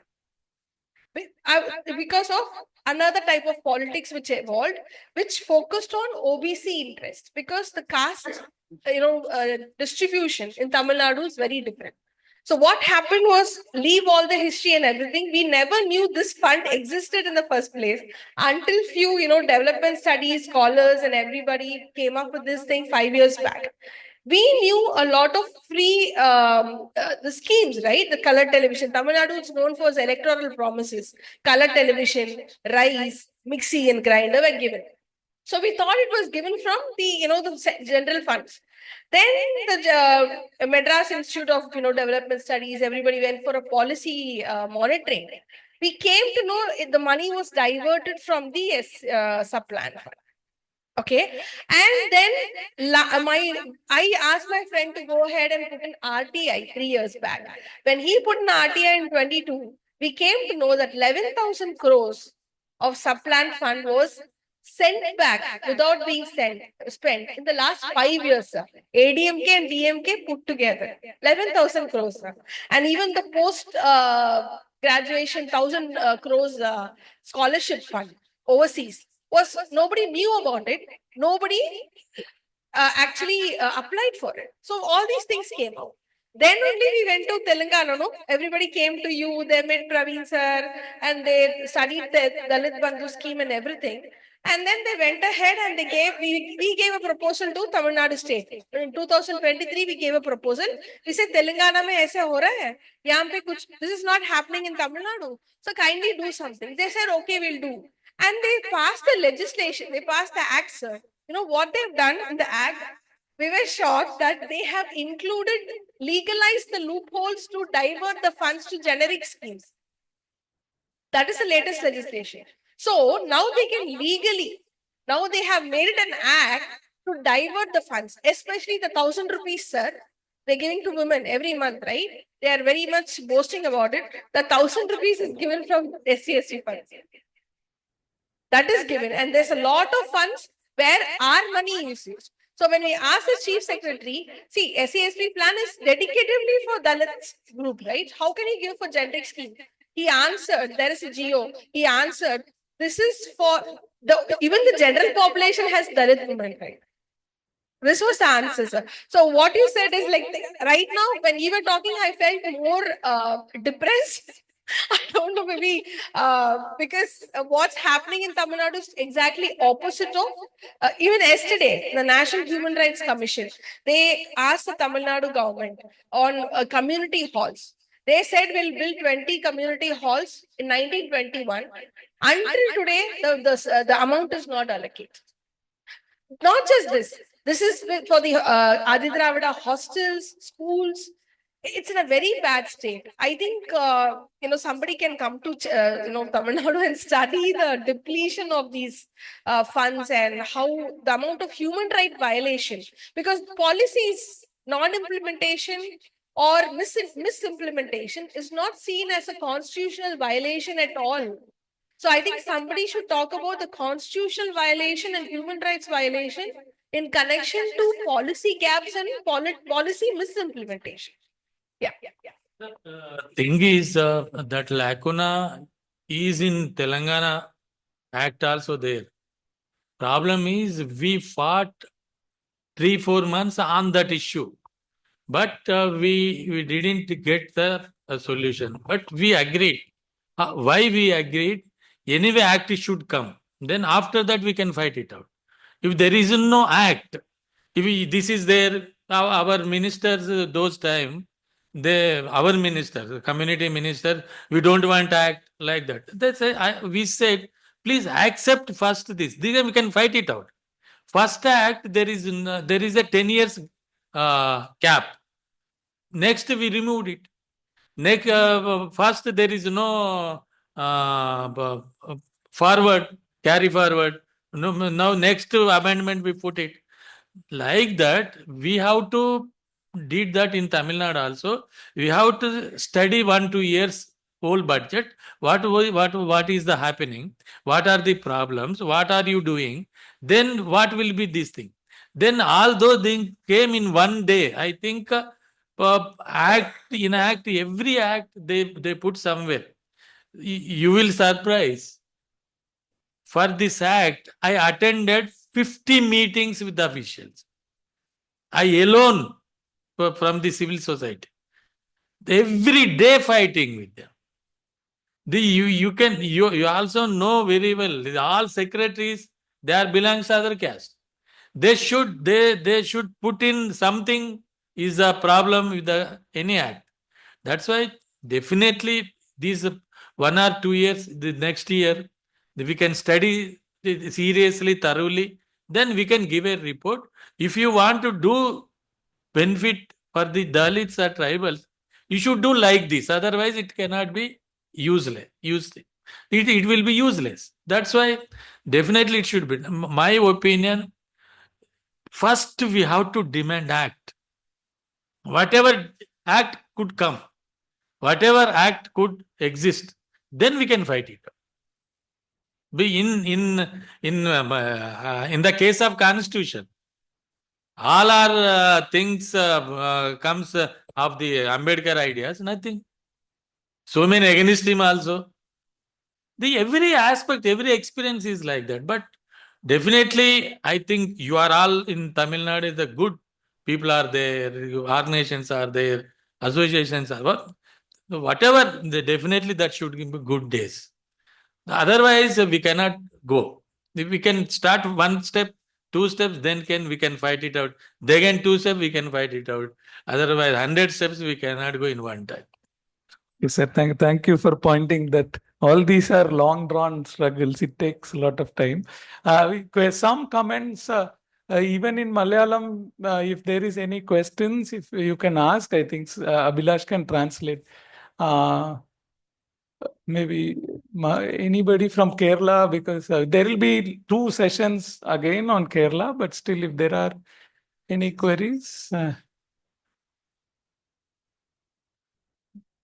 Or others too, like it's not like only there. Any other queries, comments? Yeah.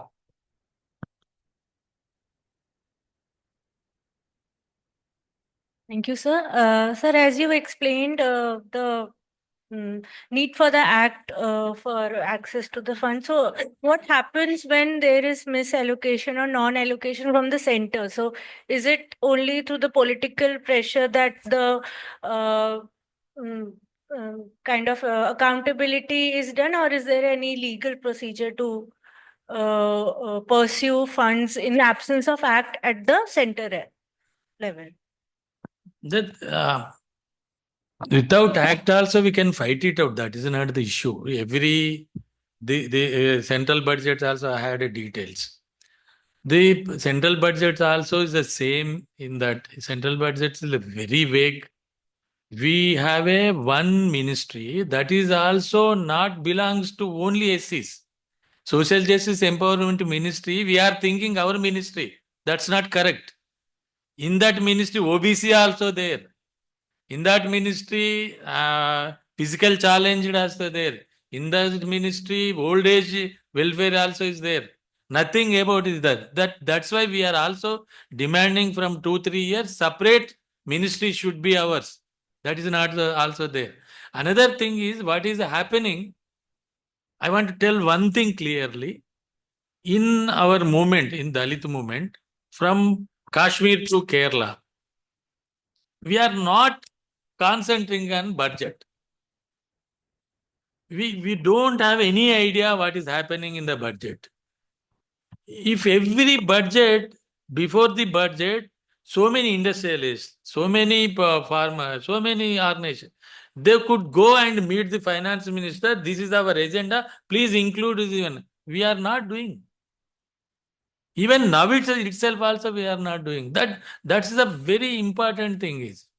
In Kerala, I think you will get next all Telangana's, all South Indian states have an act. Sir, implementing is good or bad is a different issue. Karnataka had act, Andhra Pradesh, Tamil Nadu, Telangana. Only Kerala remain. I think next election, from this onwards, if you start the campaign, if you start the concentrate on this issue. I think you should get next government should be get it out. Then another thing is very important to think about it. I had so many statistics. Before this act, there is no our children for poor background, they don't get in medicine seat. Now we are get every year hundreds. Before that, only middle class like us. We are journalists, we are industry, we are professors. We are getting the seats, but general people, they are not getting. Now IIM, IIT, then all different institutions. Everything that they are getting. This is one major thing. Another thing is this 17,000 acres of land. It's not a simple issue. The Tamil Adilabad people, they are getting 4,000 crores, 4,000 acres of land. Now we are also demanding this all land should be developed with the government and others. Next step we are going to do from Center for Dalit Studies. Now we are discussing these all together, one cluster, one thing, then concentrate and focus. Then thousands of engineering students came from the engineering. Now CDS wants to do capacity building like this capacity building we are doing. Center for Dalit had a good office in Hyderabad. We have a 70,000 square feet, 6 floors, even 100 people accommodation, then 300 people auditorium, 120 people this type of conference hall. Then the one floor belongs to library. All those things we are also doing. And with Shalini Garu, I have some request to Tamil people. Ayodhya Das had 2 volumes of Tamil writings. You are not translating any other language. I am telling from the 10 years. Every Tamil people, I am asking, please translate into that. Then if you said I am shamed because I don't know Ayodhya Das, I read about him, but the schools are demanding, I didn't put my presentation. You said I am happy. But these all things should know other people also. No? No. That the 2 volumes should translate into it. People will know about in magnanimity of Ayodhya Das. This is the thing. Thank you. Okay, so we'll close the session for now, and but Lakshmi sir is here till Sunday.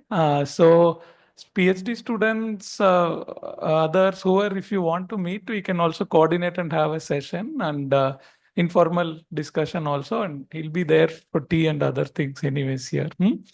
Okay, so we break now and come back at 11:50. Thank you very much. 11:50. Listening to me. Thank you so much, sir.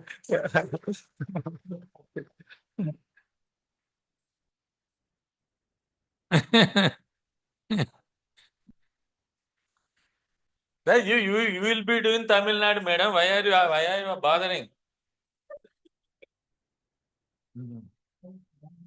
Tamil Nadu is ours.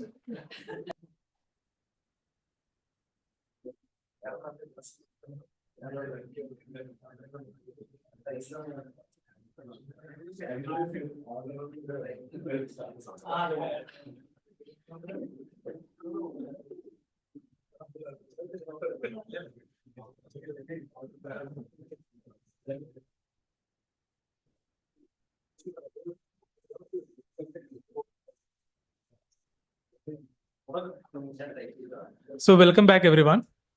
So we are moving to the next session, in which we are going to have the discussion about the Kerala story. We are talking about the ACSP, TSP Kerala story.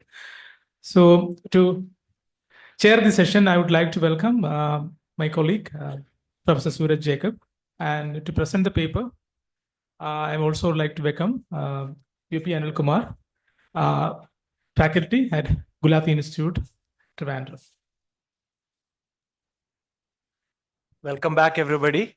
I won't take any time at all.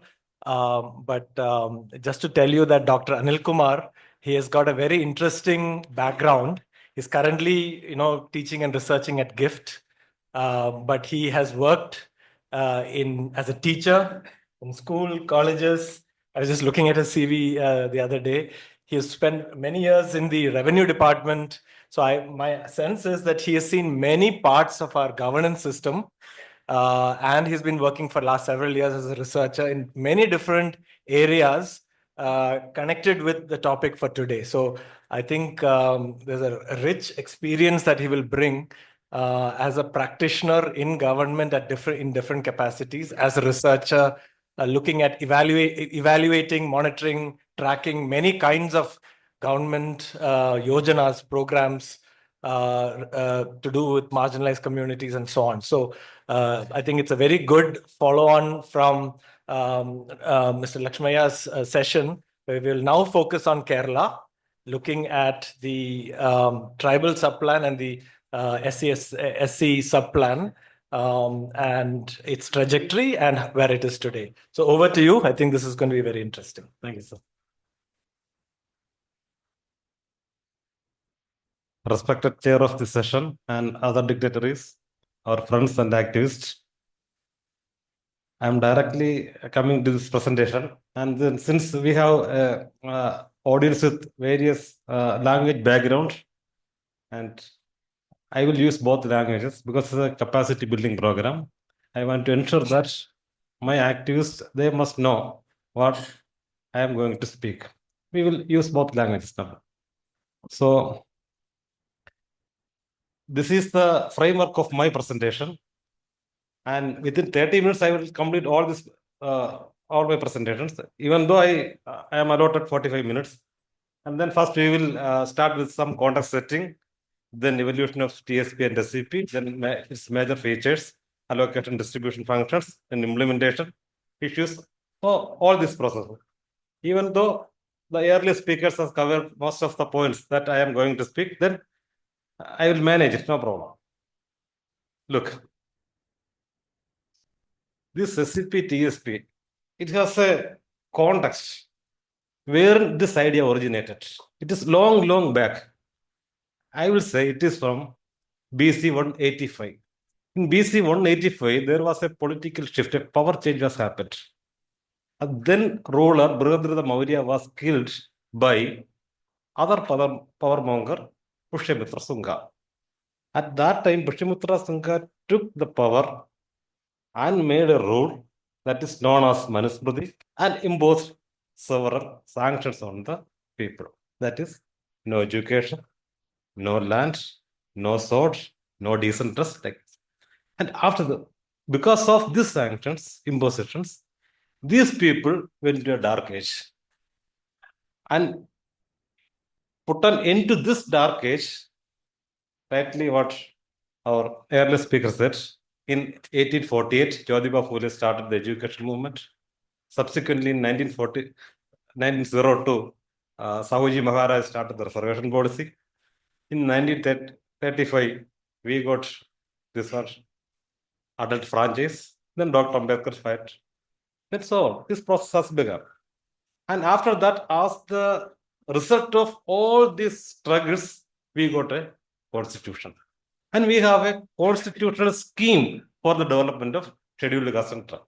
And during this process, we framed a schedule 2 in 1911, the third census.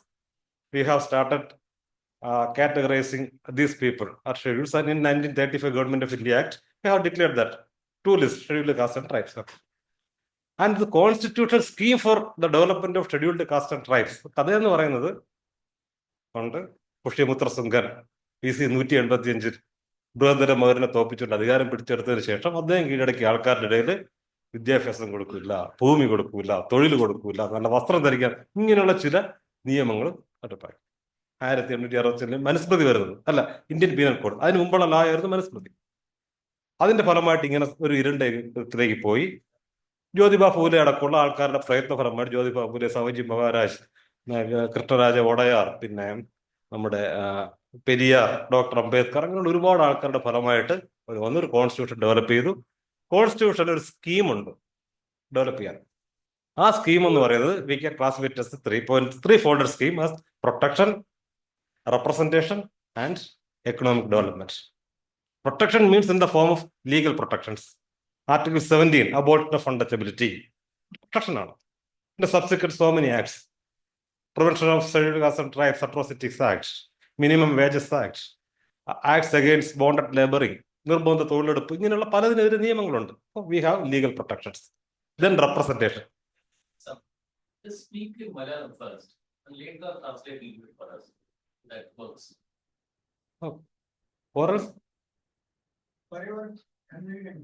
Can I just ask how many people cannot follow English?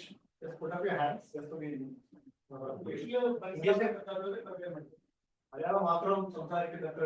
ധൈര്യമായിട്ട് വെക്കണം. കാര്യം ഇത് capacity building programme. So you can decide as both languages will be, because our capacity must be built. That's the purpose. Then they have to understand it clearly, the idea.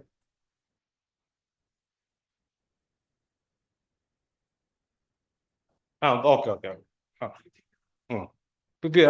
അത് നല്ല ആശയം. Then representation, സംവരണം, പ്രാതിനിധ്യം ഉറപ്പാക്കണം. അതിന് നമുക്ക് നിയമങ്ങളുണ്ട്, വ്യവസ്ഥയുണ്ട്, ഇതെല്ലാം ഉണ്ട്. And also there is a provision for economic development too. സാമ്പത്തിക വികസനത്തിനും പ്രൊവിഷൻ ഉണ്ട്. That is the topic of our discussion today. Mainly Article 38, and it envisions a welfare state, and rightly what the earlier speaker said, Article 46. നിർദ്ദേശ തത്വത്തിലെ article 46 അത് പറയുന്നത് the state shall promote with special care the social and economic interest of the weaker sections of the society, and in particular scheduled caste and tribes, and shall protect them from all social injustices. അങ്ങനെ ഒരു provision ഉണ്ട് article 46. പ്രത്യേകിച്ച് പട്ടികജാതി വർഗക്കാരൻ എടുത്തു പറഞ്ഞുള്ളൊരു ഇതുണ്ട്. അതിന്റെ അടിസ്ഥാനത്തിൽ ഇങ്ങനെ ഇന്ത്യ ഇങ്ങനെ പോവുകയാണല്ലോ. 1950 തൊട്ട് സ്വാതന്ത്ര്യം കിട്ടി മുന്നോട്ട് പോവുകയാണല്ലോ. പ്ലാനിങ് എല്ലാം വന്നപ്പോ ആദ്യത്തെ ഫസ്റ്റ് 25 years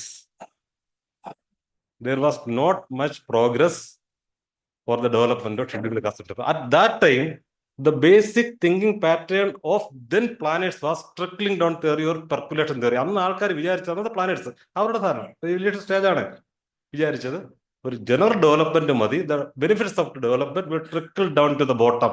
പതുക്കെ താഴോട്ട് വന്നോളും, ആരെയും പ്രത്യേകിച്ച് വികസിപ്പിക്കണ്ട, അല്ലെങ്കിൽ ഊർന്നിറങ്ങി എല്ലാവരും വികസിച്ചോളും എന്നൊരു സാറിന് മുന്നോട്ട് പോയത്. But when we are evaluating that thinking process, we found that some sections of the society has not developed in par with the other sections of the society. വേണ്ടത്ര വളർന്നിട്ടില്ല. അപ്പൊ അതുകൊണ്ട് തന്നെ 5 സ്റ്റേജായിട്ട് നമുക്ക് തിരിക്കാം ഇതിന്റെ എവല്യൂഷണറി പ്രോസസ്സിനെ. ഒന്നാമത്തെ സ്റ്റേജ് ഫൗണ്ടേഷൻ സ്റ്റേജ്, ആദ്യത്തെ 25 തൊട്ട് 30 വർഷം വരെ. ആ സമയത്താണ് the ideas of TSP 1975 developed. Ideas of SCP special common plan 1978 idea രൂപീകരിച്ചതേ ഉള്ളൂ. ഏതായാലും കാര്യങ്ങളൊന്നും ആയില്ല. Yogendra Makwana, then Union Minister, and PS Krishnan Shankaran sir, they were the brains behind this TSP and SCP respective. അത് കഴിഞ്ഞപ്പോൾ തുടർന്നു. Then the second stage 1980 to 97.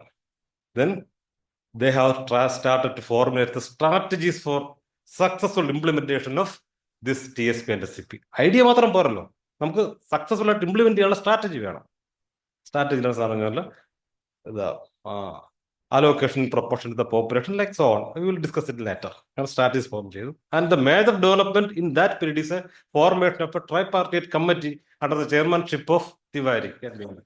അദ്ദേഹം review ചെയ്യാൻ ആരംഭിച്ചു ഇതിനെ. അപ്പോൾ ഒരു ഐഡിയ വന്നു, അതിനെ റിവ്യൂ ചെയ്യാൻ ആരംഭിച്ചതൊക്കെ ചെയ്തുകൊണ്ട് 2ാം സ്റ്റേജായി. 3ാമത്തെ സ്റ്റേജിൽ വന്നപ്പോൾ there was a major shift in the conceptual part, a shift from welfare to empowerment. അതുവരെ വെൽഫെയർ ആയിരുന്നു, ക്ഷേമം. അത് മാറിയിട്ട് എംപവർമെന്റ്, കുറച്ചുകൂടെ ഡെപ്ത് ആയിട്ട് social empowerment, economic empowerment, social justice categorisation വന്നു. എംപവർമെന്റ് എന്നൊരു കൺസെപ്റ്റ് അതിനകത്ത് വന്നു തുടങ്ങി.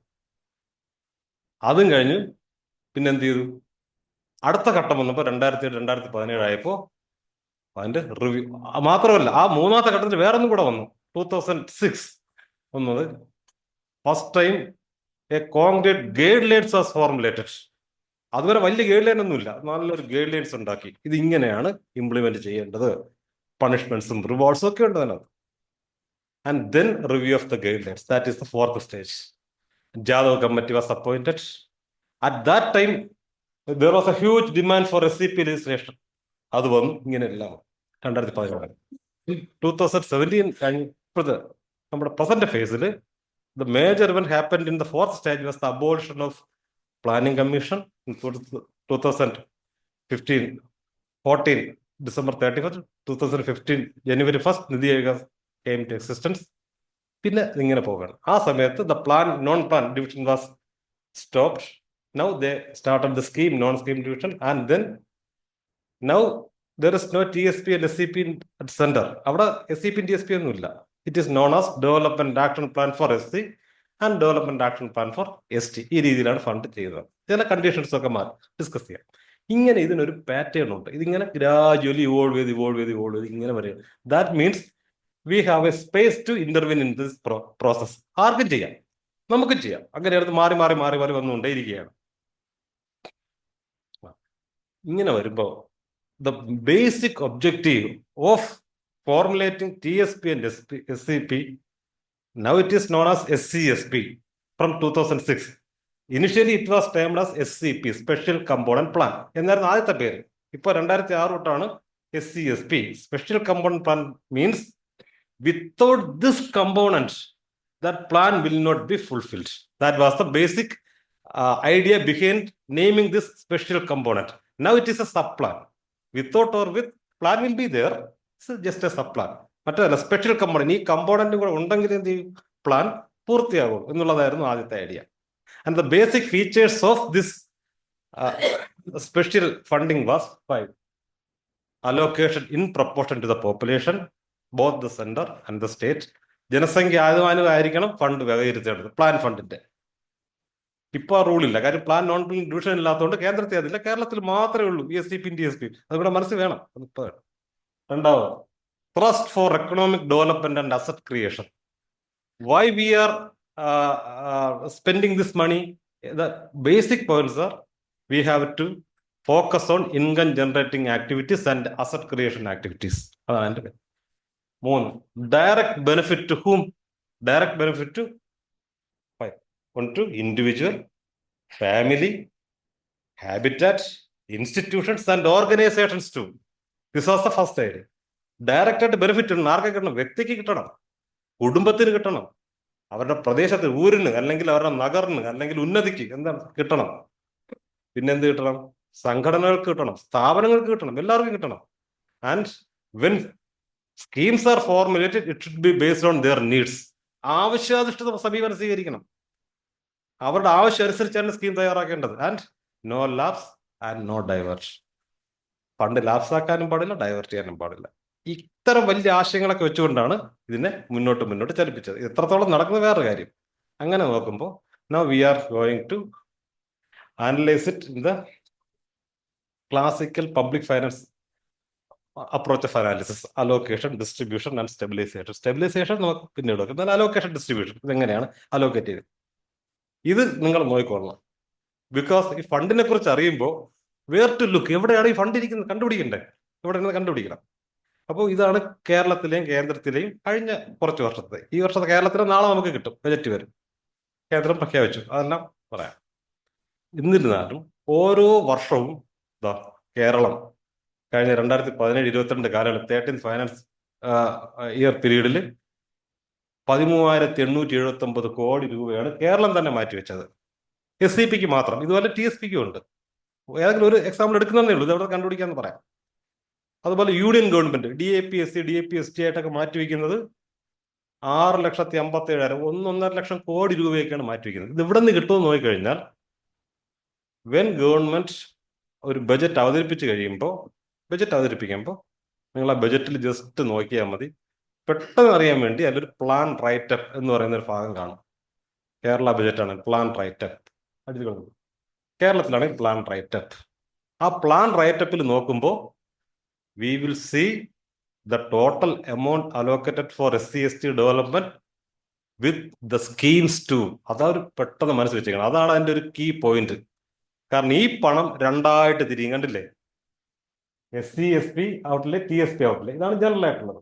അത് കഴിഞ്ഞിട്ട് ഡിപ്പാർട്ട്മെന്റ് LSG, പണം രണ്ടായിട്ട് ബജറ്റ് വെച്ച് തന്നെ തിരിയും. അലോക്കേറ്റ് 100 രൂപ അലോക്കേറ്റ് ചെയ്താൽ 55 രൂപ 45 രൂപ എന്നുള്ള രീതിയിൽ ബജറ്റിൽ വെച്ച് തന്നെ it will be divided. Budget it self വേറെ ഒന്നുമല്ല, അവിടെ വെച്ച് തന്നെ തിരിക്കും. 55 രൂപ SC/ST ഡിപ്പാർട്ട്മെന്റിനും പോകും, 45 രൂപ ലോക്കൽ ബോഡീസിനും പോകും. അപ്പോൾ നമ്മുടെ മനസ്സിൽ വേണം, ഇത് വേണം. പണം വെച്ചു, ആ പണം കണ്ടില്ലേ, എല്ലാം 9.81% ആണ്.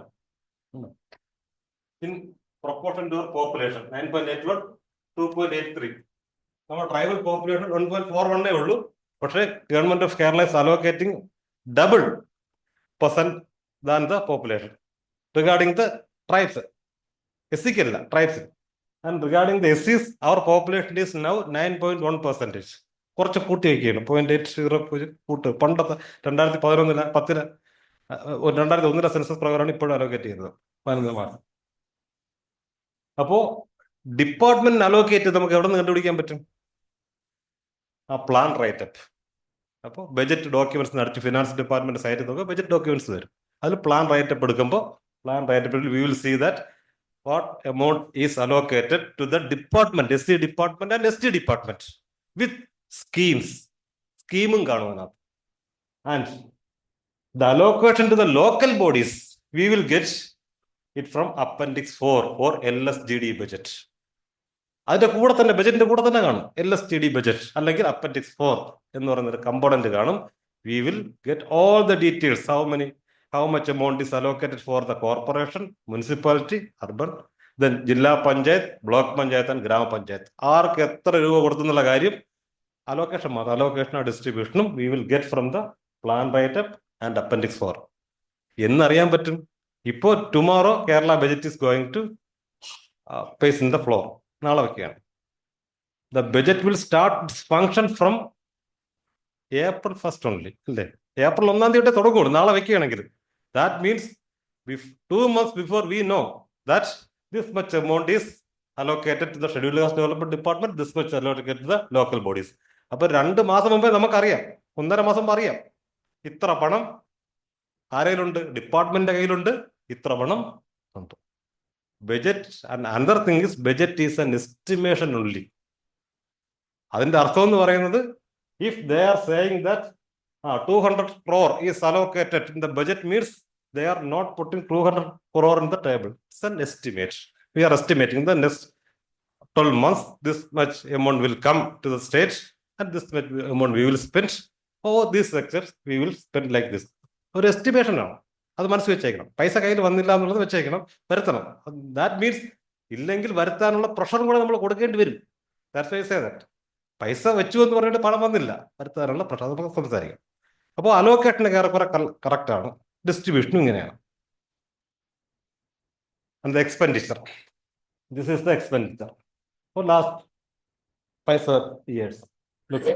Expenditure in percentage. This is the TSP fund expenditure through departments. This is TSP fund expenditure through local bodies. So local body expenditure ആണ് അല്പമൊക്കെ കുറഞ്ഞും കൂടിയൊക്കെ നിൽക്കുന്നതല്ല ലോക്കൽ ബോഡീസ് ജനറേറ്റ്.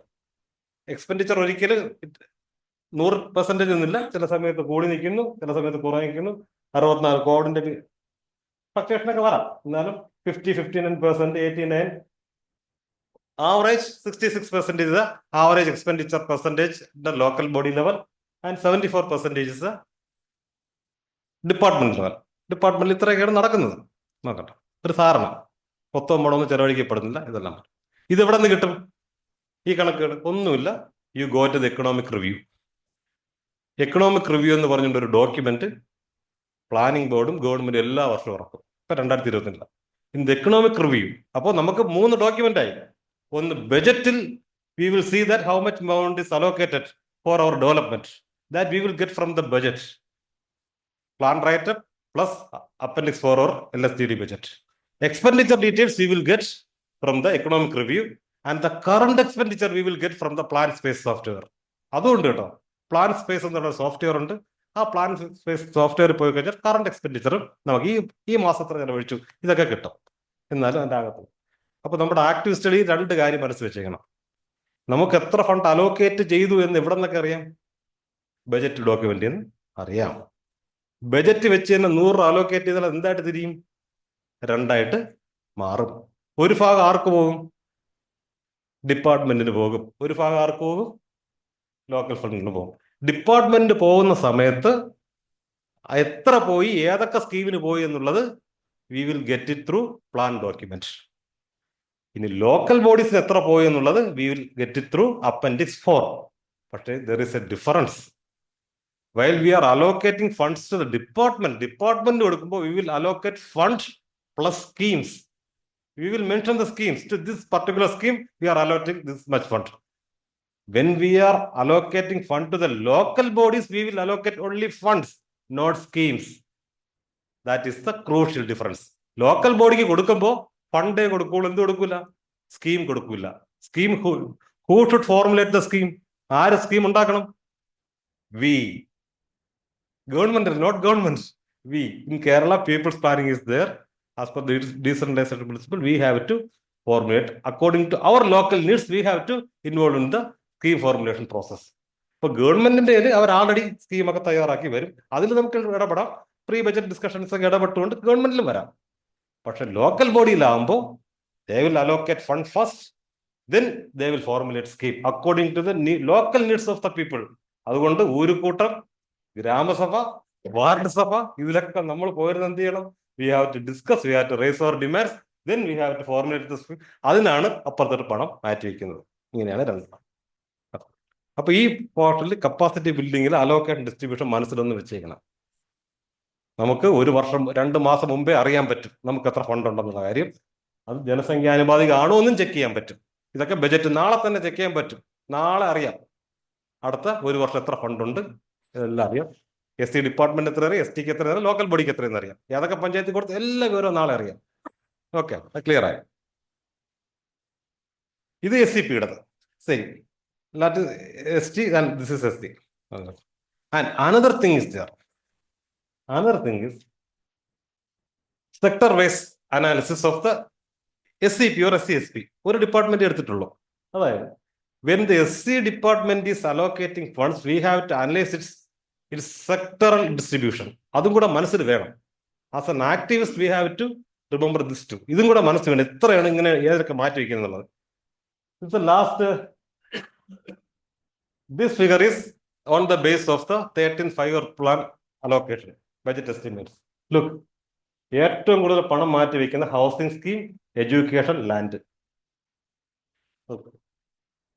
ഭൂമിക്ക്, വിദ്യാഭ്യാസത്തിന്, housing. That means 70% of the total allocation goes to these 3 schemes. ബാക്കിയുള്ളതിനപ്പോ പൈസ എവിടെ ഇരിക്കുന്നു? നമ്മുടെ മനസ്സിൽ വേണം. നമ്മൾ വീടിന് പൈസ കൂട്ടണം എന്നൊക്കെ പറയുമ്പോൾ പൈസ കൂടുകയാണെങ്കിൽ ഒരു സെക്ടർ കൂടും. ഒരു സെക്ടർ കൂടുമ്പോൾ മറു സെക്ടറിൽ എന്ത് ചെയ്യും? കുറയും. The special fund is allocated on the basis of the population percent. അപ്പൊ നമുക്കൊരു നിശ്ചിത എമൗണ്ടേ വരുന്നുള്ളൂ. ആ നിശ്ചിത എമൗണ്ട് വയസ്സായിട്ട് വിനിയോഗിക്കാനുള്ള പാഠം ആർക്ക് വേണം? As a beneficiary we have to acquire how we can utilise this money wisely and effectively.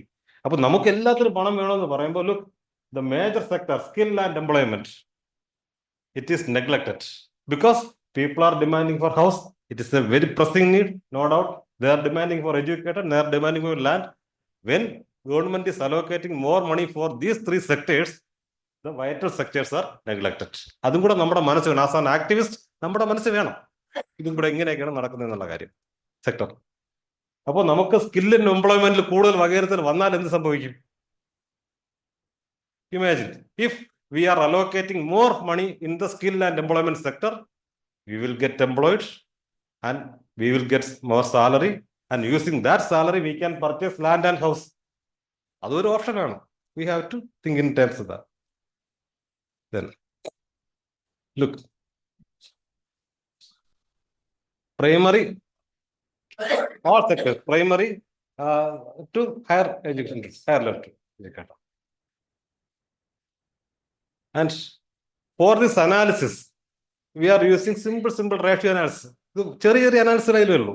അല്ലാതെ we are not using the blinder Oaxaca what decomposite analysis, not like that. നമ്മൾ കൊച്ചു ക്വാളിറ്റേറ്റീവ് ക്വാണ്ടിറ്റേറ്റീവ് അനാലിസിസ് മാത്രം ഇതിൽ മനസ്സിലാക്കിയാൽ ഒരു കാര്യം.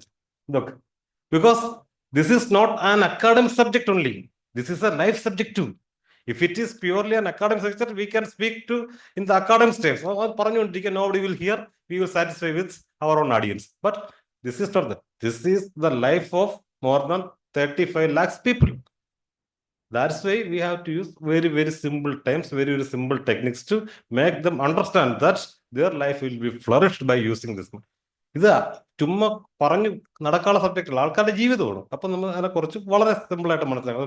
ഇതാണ് look, this is the what distribution pattern of local bodies. Local ബോഡീസിൽ ഈ 2021 പീരീഡിൽ SCP മാത്രമേ എടുത്തിട്ടുള്ളൂ. When they formulated nearly 20,000 schemes, only 104, nearly 100 schemes are formulated for small businesses. Because income generating, that is the purpose of, main purpose of SCP, or asset creation, that is the main purpose of SCP or TSP. While we are coming to the scheme formulation stage, this objective is forgotten by all. Look, nearly 1% schemes are formulated for employment generation. That is, and look, production sector. So in Kerala, we have divided the scheme allocation into 3 sectors: production, service, and infrastructure. In the local body level, production service mean for income and employment generation schemes. It is included in that sector. Production sector ഉൽപാദന മേഖലയിലാണ് തൊഴിലും വരുമാനം വരേണ്ടത്. അപ്പൊ അവിടെ നിന്ന് തൊഴിലും വരുമാനമുള്ള സ്കീം ഉണ്ടാവണം, എന്നാലേ പറ്റുള്ളൂ. പ്രൊഡക്ഷൻ സെക്ടറിൽ വെറും 6% തുകയാണ് മാറ്റിവെച്ചത്. 94% തുകയും സർവീസ് സെക്ടറിലും ഇൻഫ്രാസ്ട്രക്ചർ സെക്ടറിലുമാണ് പോകുന്നത്. അപ്പോൾ നമ്മൾ എന്ത് ചെയ്യണം? We have to ask in our oorukoottams or gramasabhas or wardsabhas to allocate more funds or to formulate more schemes in the production sector. ഈ പ്രൊഡക്ഷൻ സെക്ടറിൽ ഉൽപാദന മേഖല സ്കീം വരണമെന്ന് ആര് പറയണതല്ല, നമ്മൾ ആവശ്യപ്പെടണം. Then this is the crucial, the Kerala experience. If somebody asks what is the Kerala experience of SCP TSP implementation, if somebody asks, this is the experience of Kerala. This is not my reflection. This is taken from the government official reports, and they are saying that neither the state, the Kerala Development Report says, nor the panchayats, not even scheduled caste organizations are clear about the channel through which this fund could be used more productively. ഇത് ഞാൻ പറയുന്നതല്ല, government തന്നെ പഠിച്ചിട്ട് പറയുന്നത് ഈ fund എന്ത് ചെയ്യണമെന്ന് ആർക്കും അറിഞ്ഞൂടാ. അപ്പൊ who need capacity building? You don't think that you are the only people with less capacity, that's why we are gathering here to develop our capacity. ആർക്കും കപ്പാസിറ്റി ഇല്ല ഈ വിഷയത്തിൽ നിന്നാണ്. Nobody have any capacity. They are saying that even government don't know what to do, even state don't know, panchayat don't know, even organization. ഇതാണ് അവസ്ഥ. ഇതെങ്ങനെ പണമുണ്ട്, പക്ഷെ we don't know how to use it more productively. This is look, the implementation is generally unsatisfactory. Programs of SC and ST are not developing results commensurate with investments. ഒരു cost effective ratio ഒക്കെ എടുത്ത് നോക്കിയാൽ കൊടുക്കുന്നതനുസരിച്ച് development കാണുന്നത്. നോക്കിയപ്പോൾ കോടിക്കണക്കല്ലേ ഉള്ളൂ. ഇതിൽ എവിടെ തിരിഞ്ഞാലും കോടിയുടെ കണക്കേ നമ്മൾ കണ്ടിട്ടുള്ളൂ. ലക്ഷം ഒരു എമൗണ്ടില്ല, എല്ലാ കോടിയാണ് നേരത്തെ കണ്ടത്. കോടികളുടെ കണക്കുണ്ട്, but it is not actually reflecting in the social realities of development. ഇതാണ് അവസ്ഥ, കേരള എക്സ്പീരിയൻസ് ആയിട്ട് പറയുന്നത്. പക്ഷെ എന്റെ ചോദ്യം അതല്ല. And why it happens, and we can അതിനുള്ള റീസൺസ് പറയാം. ഇതെല്ലാം നോർമൽ റീസൺസ് ആണ്. These are normal reasons. Why it happened? There are some issues in the formulation level. പദ്ധതി രൂപീകരിക്കുമ്പോൾ ചില ഇഷ്യൂസ് ഉണ്ട്. There are some issues in the implementation level. പദ്ധതി നടപ്പിലാക്കുമ്പോൾ ചില ഇഷ്യൂസ് ഉണ്ട്.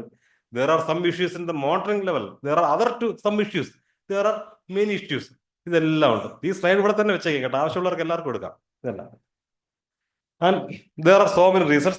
ഞാൻ കൂടുതൽ സമയം സ്പെൻഡ് ചെയ്തില്ലെന്നേ ഉള്ളൂ. എല്ലായിടത്തും ഇഷ്യൂസ് ഉണ്ട്, ബോട്ടിൽ നെക്സ് ഉണ്ട്, തടസ്സങ്ങളുണ്ട്, പ്ലാനിങ്ങിന്റെ ഡെഫിഷ്യൻസി ഉണ്ട്, inadequate allocation, missing objectives, careless project preparation, so many, എല്ലാ ഇഷ്യൂസും ഉണ്ട്. No proper monitoring, no proper auditing, ഇതെല്ലാം എല്ലായിടത്തും ഉണ്ട്.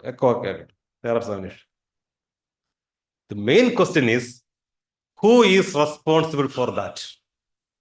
That is the main question. And we know that there are funds in population to our in proportion to our population.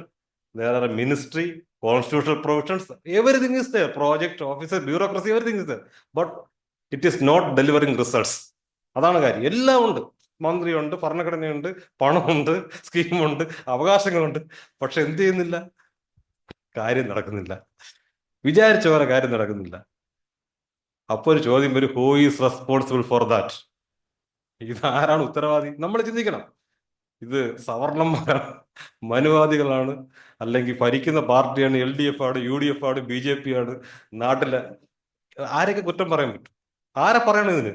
പണം തന്നിട്ടുണ്ട്, എന്താണ്, അവകാശം തന്നിട്ടുണ്ട്, ഒരു മെഷീനറി തന്നിട്ടുണ്ട്, എല്ലാം തന്നിട്ടുണ്ട്. But things are not working properly. Then who is responsible for that? ആരാണ്? ആക്ടിവിസ്റ്റ്. ചിന്തിച്ചു നോക്കണം. My answer is we are responsible for that. നമ്മളാണ് അതിന്റെ ഉത്തരവാദി, വേറെ ആരുമില്ല. ബെനിഫിഷ്യറി ഗ്രൂപ്പ് ഈസ് ദ, നമ്മൾ മറ്റേ ആളാണ് കുഴപ്പക്കാരെന്ന് പറഞ്ഞാൽ നടക്കും ഇത്? ഇല്ല. So development funds R allocated four forward castes, development funds are allocated for OBC, development funds are allocated for religious minorities, development funds are also allocated for SCs and STs. And the forward caste are utilizing their fund, OBCs are utilizing their fund, religious minorities are utilizing their fund. Are we utilizing our fund? This is the question. മുന്നോക്കക്കാർക്ക് പണം വെച്ചിട്ടുണ്ട്, അതവർ ഉപയോഗിക്കുന്നു. പിന്നോക്കക്കാർക്ക് പണം വെച്ചിട്ടുണ്ട്, അവരുപയോഗിക്കുന്നു. മതന്യൂനപക്ഷങ്ങൾക്ക് പണം വെച്ചിട്ടുണ്ട്, അവരുപയോഗിക്കുന്നു. പട്ടികജാതി വർഗ്ഗക്കാർക്ക് പണമുണ്ട്, അത് അവരുപയോഗിക്കുന്നില്ലേ? ആരുപയോഗിക്കുന്നു? ആരും ഉപയോഗിക്കുന്നു. Why it happened? Because look, this is the triangle discourses. We are entangled in some other debates. Usually the debates among the scheduled castes and tribes can be classified into 6 groups: caste-based debates, reservation-based debates, atrocity-based debates, religion-based debates, and politics-based debates. No room for development-based debates. That is the reason. നമുക്ക് ബാക്കി എല്ലാം അറിയാം, except എന്തറിഞ്ഞൂടാ? വികസനം. There is no room for development, imagination in our mind. ഇതൊഴിച്ച് ബാക്കി എല്ലാം നമ്മൾ സംസാരിക്കും. Our minds and brains are filled with caste culture debates, reservation debates, religion debates, അല്ലെങ്കിൽ political debates, and our history, atrocities എല്ലാം. നമുക്ക് എന്തില്ല? വികസനവും കൂടെ ചർച്ചയിൽ വരണം. അപ്പോഴേ നമ്മൾ ചോദിച്ചു തുടങ്ങുള്ളൂ. For example, here is 100 crores are allocated and it is placed in this table. It is for us. 100 കോടി ഇവിടെ വെച്ചേക്കാണ്. We are not looking to that 100 crores. We are engaging in all these debates: caste, reservation, history, religion. Then what will happen? 100 crores is here for us, but we are never looking at that 100 crore. Instead, we are engaged in some other discussions like caste or atrocities or something. Then what will happen to this amount? ഇവിടെ പണം വെച്ചേക്കാണ് 100 കോടി, നമുക്ക് എടുക്കാൻ പറഞ്ഞേക്കാണ്. നമ്മൾ അത് ചിന്തിക്കാതെ ജാതി, മതം, ചർച്ച, രാഷ്ട്രീയം പറഞ്ഞുകൊണ്ടിരിക്കുകയാണ്. ഈ പണത്തിന് എന്ത് സംഭവിക്കും? എന്ത് സംഭവിക്കും? Somebody will take. That is the diversion. Or if somebody is not take, on March 15th, state will take. That is lapse. If ഇത് രണ്ട് നമ്മൾ എടുത്തില്ലെങ്കിൽ മറ്റാരെങ്കിലും എടുക്കും. അതാണ് ഡൈവേർഷൻ എന്ന് പറയാം. നമ്മൾ പറയാം വാട്ട് ഇറ്റ് റീസൺ. ഇതാണ് എന്തുകൊണ്ട് സംഭവിക്കുന്നു? We are not looking at the fund. Through this capacity building program, at least we are looking to the funds. Nobody will dare to take it. At least നമ്മൾ നോക്കിക്കൊണ്ടിരുന്നാൽ എന്ത് ചെയ്യും? ചില ആൾക്കാർ എടുക്കൂല. At least പണത്തിലെങ്കിലും നമ്മൾ എന്ത് ചെയ്യുക? നമ്മുടെ ഈ ചർച്ചകൾ വേണ്ടെന്നില്ല, ഇതിനോടൊപ്പം പണത്തിലേക്ക് ചർച്ചകൾ തിരിക്കുക. And when we decided to take this fund, we decided, okay, we have fund, we will take this fund. And why? What is preventing us from taking this fund? എന്തോ തടയണം. And I use 3 metaphors or 1 metaphor to explain this. ഒരു ഉപമ വെച്ചാണ് ഞാനിത് പറയുന്നത്. 3 logs. And what prevent us from utilizing this fund is because of 3 logs. 3 പൂട്ടിക്കണം. പണം എപ്പോഴും പൂട്ടിട്ടല്ലേ വെക്കുള്ളൂ. അതുകൊണ്ട് ഈ പണവും 3 പൂട്ട്. There are 3 logs. One is ignorance log, other is systems log, and third is psychological log. I will explain. Ignorance log means we don't know. അറിഞ്ഞൂടാ, ആരുടെ വെച്ചാലും അറിഞ്ഞൂടാ, പൈസ എന്താണ് ഏതാണെന്നും അറിഞ്ഞൂടാ. And we have to break this log. And the Mahatma Jyotiba Phule, he told, without knowledge mind is lost. Without mind, morality is lost. Without morality, mobility is lost. Without mobility, economy is lost. Without economy, Shudras were degraded. Such blunders ignorance has created. അറിവില്ലെങ്കിൽ, without knowledge, morality will lost. നമുക്ക് തെറ്റ് ചെയ്ത് തിരിച്ചറിയാനുള്ള കഴിവില്ല. ആ തെറ്റ് ശരി തിരിച്ചറിഞ്ഞ് പ്രവർത്തിക്കാൻ കഴിയില്ലെങ്കിൽ മുന്നോട്ട് പോകാൻ പറ്റില്ല. മുന്നോട്ട് പോകാൻ പറ്റില്ലെങ്കിൽ പണം വരില്ല. പണം വന്നില്ലെങ്കിൽ നമ്മൾ ഡീഗ്രേഡ് ചെയ്യപ്പെടും. അപ്പൊ നമ്മുടെ എല്ലാ അബദ്ധങ്ങളുടെയും കാരണം ഈ ഇഗ്നോറൻസ് ആണ്. അതുകൊണ്ട് ആ ലോക്ക് ബ്രേക്ക് ചെയ്യണം എന്ന് മഹാത്മാ ജ്യോതിബ ഫൂലെ 1848 ആ സമയത്തേ പറഞ്ഞു തുടങ്ങി. ഇഗ്നോറൻസ് മാറ്റണം. അതൊരു ലോക്കാണ്, നമ്മുടെ പുരോഗതിയുടെ ഒരു ലോക്കാണ് ഇഗ്നോറൻസ്. അതുകൊണ്ട് ഈ ഇഗ്നോറൻസ് ലോക്ക് അടിക്കാൻ നിങ്ങൾ 2 ചെറിയ കാര്യങ്ങളൊന്ന് മനസ്സിൽ വെച്ചാൽ മതി. അറ്റ്ലീസ്റ്റ് ഒന്ന്, നമുക്ക് സ്കീം അലോക്കേഷൻ ഉണ്ട്. 2, these 2, how to unlock this ignorance lock. 2 കൊച്ചു കാര്യം, 2 കൊച്ചുക്ക് MGS. ഉദാഹരണത്തിന്, we know MP, member of parliament, they are dealing with the things in the parliament. We know MLA, member of legislative assembly, they are dealing with the things in the നിയമസഭയിൽ കാര്യങ്ങൾ ചെയ്യും. Who is MGS? ആരാണ് MGS? MP എന്ന് പറയുന്നത് they will do things in the parliament, member of parliament.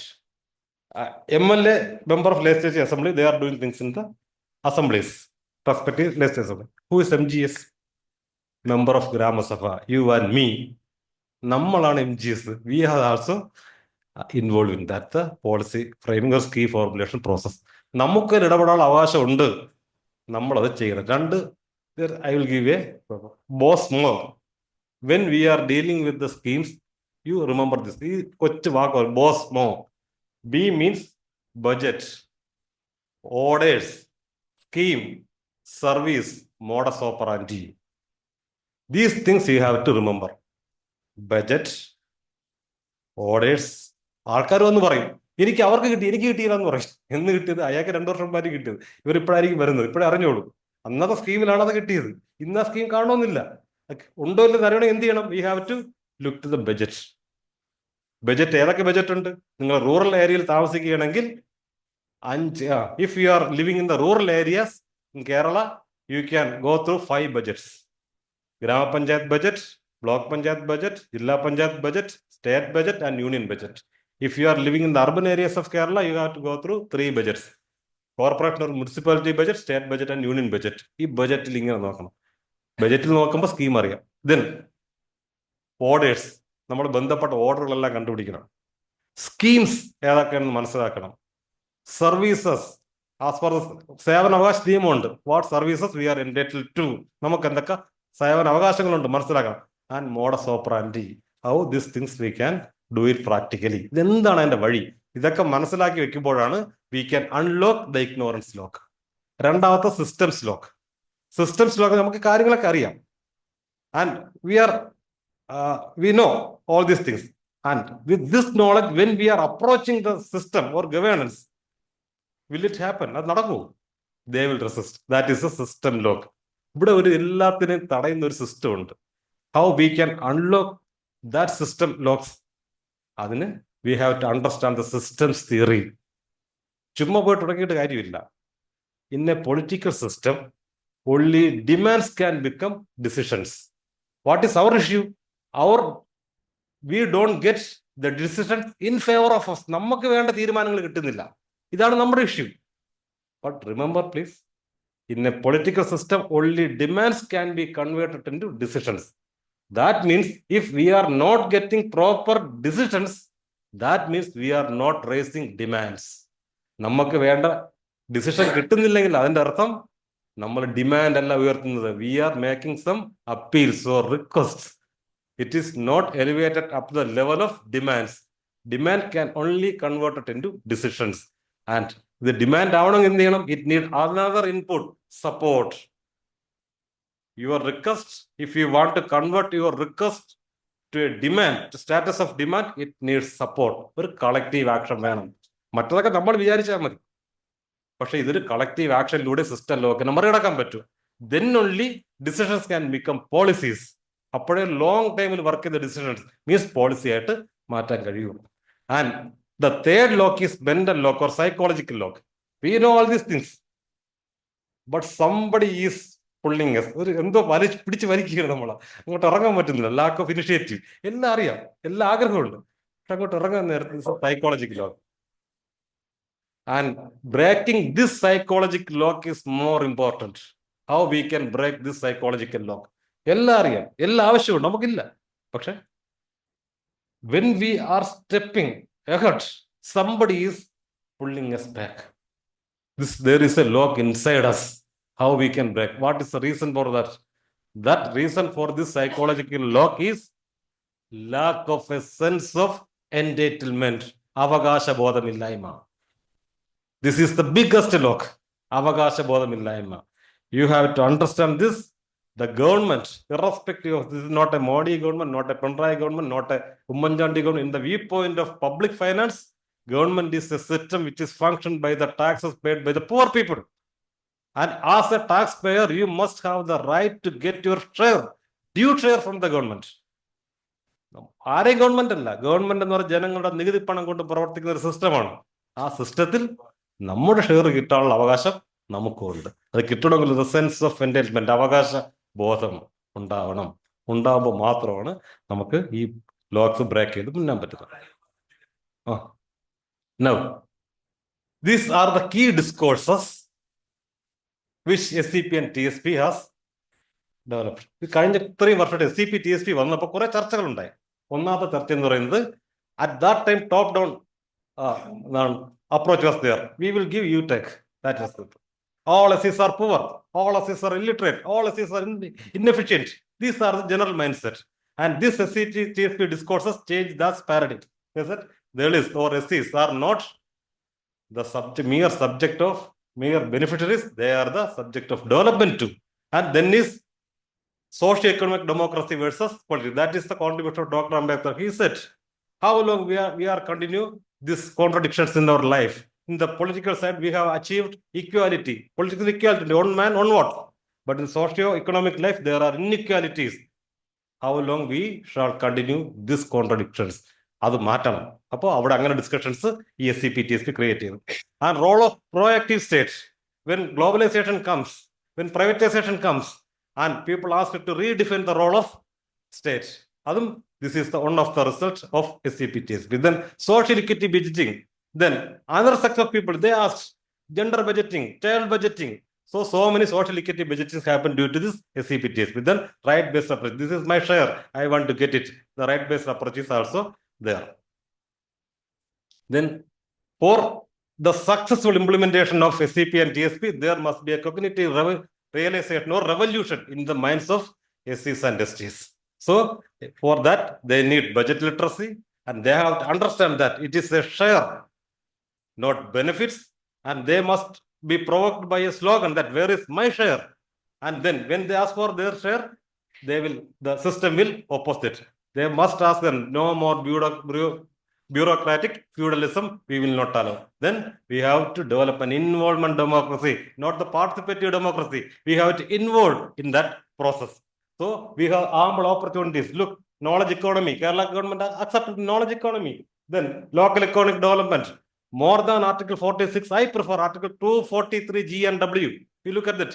Article 243G and W, there's a provision for local economic planning for social justice. The word social justice is coming in that section in the article in the Constitution, 243G and W. The possibility of local economic development. Port is coming. We can ask for a port-led development. Then it's the era of AI induced social development. We can ask for that. Because for agenda, they have declared all these things. If we want to utilize all these things, we need a cognitive realization or revolution in our mind. And I am going to stop my presentation with these questions. And you have to ask yourself, എന്ന് നമ്മളും മറ്റുള്ളവരും നമ്മളുടെ വികസനം ഒരേപോലെ എത്തും? You have to ask. ചിന്തിക്കണം. 2, ഈ ഫണ്ടിനെ മാത്രം ആശ്രയിച്ച് നമുക്ക് ജീവിക്കാൻ പറ്റൂ? ഇതിനെ വളരാൻ പറ്റൂ? We have to ask. 2, ഈ ഫണ്ട് ഇന്നഡിക്കേറ്റാണ്, പോരെങ്കിൽ അടുത്ത കൂടുതൽ ഫണ്ടിന് വേണ്ടി നമ്മൾ എന്ത് ചെയ്യണം? ചോദിക്കണം. ഈ ഫണ്ട് നിന്ന് പോയാൽ എന്ത് ചെയ്യും? ചോദിക്കണം. ആലോചിക്കണം. SC/ST ഡിപ്പാർട്ട്മെന്റ് സ്കോളർഷിപ്പ് കിട്ടുന്നില്ല. How we can transform this department income generating departments. ഇപ്പോൾ ഡിസ്ട്രിബ്യൂഷൻ ഡിപ്പാർട്ട്മെന്റ് ആണ്. ഇതിൽ നിന്ന് എങ്ങനെ ഈ ഡിപ്പാർട്ട്മെന്റുകൾ ഇൻകം അപ്പൊ നമുക്ക് സഫീഷ്യന്റ് ആയിട്ട് ഉപയോഗിക്കാം. അതുപോലെ ഒരു ബിസിനസ് ക്ലാസ് ആയിട്ട് മാറാൻ, ഇക്കോണമിയിൽ ഇൻവെസ്റ്റർ ക്ലാസ് ഉണ്ട്, ലേബർ ക്ലാസ് ഉണ്ട്. ബിസിനസ് ഇതിന്റെ പിവട്ടൽ പോയിന്റ് ആയിട്ട് മാറാൻ നമുക്ക് എങ്ങനെ ഉപയോഗിക്കാം. ഈ SEP ഇംപ്ലിമെന്റേഷനിൽ ആരും വരുന്നില്ല, ഈ കമ്മ്യൂണിറ്റികൾ പാർട്ടിസിപ്പേറ്റ് ചെയ്യുന്നില്ല. ഇതിനെ എങ്ങനെ പരിഹരിക്കാം? General development trends, Viksit Bharat, AI ഇതുപോലെ ജനറൽ ഡെവലപ്മെന്റ് ട്രെൻഡ്സുമായിട്ട് എങ്ങനെ SEP നമുക്ക് കൊണ്ടുപോകാൻ, TSP കൊണ്ടുപോകാം. Just 1 minute. ഇതെല്ലാം നിറഞ്ഞ കമ്മ്യൂണിറ്റിക്ക് എന്തെല്ലാം കപ്പാസിറ്റികൾ ഉണ്ടാവണം. ഈ SEP TSP കാരണം ആൾക്കാർ ഗവൺമെന്റ് മാത്രം ആശ്രയിക്കുന്ന ഒരു സ്വഭാവം ഉണ്ടായി പോകുന്നോ ഇല്ലയോ? ഡിപ്പെൻഡന്റ് ആവുന്നോ സ്വന്തം കാര്യം നിൽക്കാതെ? ഇതൊക്കെ എന്ത് ചെയ്യണം? ഇതിൽ നിന്ന് ഉണ്ടാവണം. ഇത്രയും പറഞ്ഞ് അവസാനിപ്പിക്കാം. ഇപ്പോൾ നിങ്ങൾക്ക് SEP കുറച്ച് ഓവറോൾ പിക്ചർ കിട്ടിയെങ്കിൽ ജസ്റ്റ് ഈ കപ്പാസിറ്റി ബിൽഡിങ്ങിന്റെ എൻ്റെ ഒരു എക്സ്പെക്റ്റഡ് 2 ഫണ്ട് അലോക്കേഷൻ ഡിസ്ട്രിബ്യൂഷനും എവിടെ നിൽക്കുന്നു എന്ന് നോക്കിക്കഴിഞ്ഞാൽ എവിടെയാണ്? ഫണ്ട് ബജറ്റിൽ തന്നെ 2ആയിട്ട് മാറും. ഡിപ്പാർട്ട്മെന്റിനും പോവും, ലോക്കൽ ബോഡിക്കും പോവും. ഡിപ്പാർട്ട്മെന്റിന് പോണ സ്കീമും പൈസയായിട്ട് പോവും, ലോക്കൽ ബോഡിക്ക് പൈസ മാത്രമേ പോകുള്ളൂ, സ്കീം മാത്രമേ പോകുള്ളൂ. പിന്നെ ഒരു budget literacy we have to convert and right based appraise, sense of entitlements we must occur. ഇത് എന്റെ പണമാണ്, ഞാൻ വാങ്ങിക്കാൻ ഷെയർ ആണ് വേണം. അതുപോലെ ഇൻവോൾവ്മെന്റ് ഇസ് ദ കീ. മാറിയിരിക്കരുത്. And we have to amalgamate with this development process. അകത്ത് പാർട്ടിസിപ്പേറ്റ് കൈയടിച്ചിട്ട് പോയാൽ പോരാ. We have to be the part of that. And this is the last slide. And this is the words: involve, utilize, and empower. Thank you. Slider, maybe we can keep it. Second last. അതെ. ഇതിലെ questions ഇരിക്കട്ടെ. ഈ സ്ലൈഡൊക്കെ ഇവിടെ തന്നെയുണ്ട്, ആർക്ക് വേണോ ഉപയോഗിച്ചിട്ട് എടുക്കാം.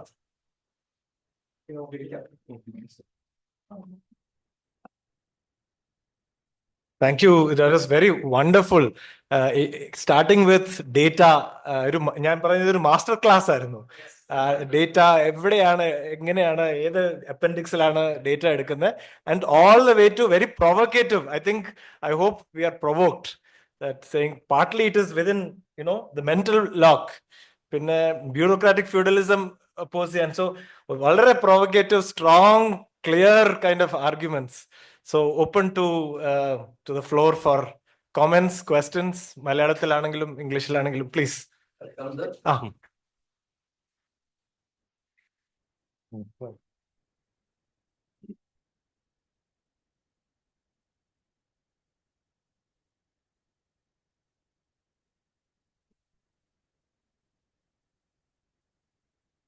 It's supposed to be an evaluation of Kerala planning, especially SC/ST. But I don't think there is a very deep gap in that evaluation. Briefly, I will say my points. First of all, there is not a serious evaluation of SCP-TSP after it transformed, especially after 1990s. This People's Plan came in. Mr. Anil Kumar totally neglected that area, I think.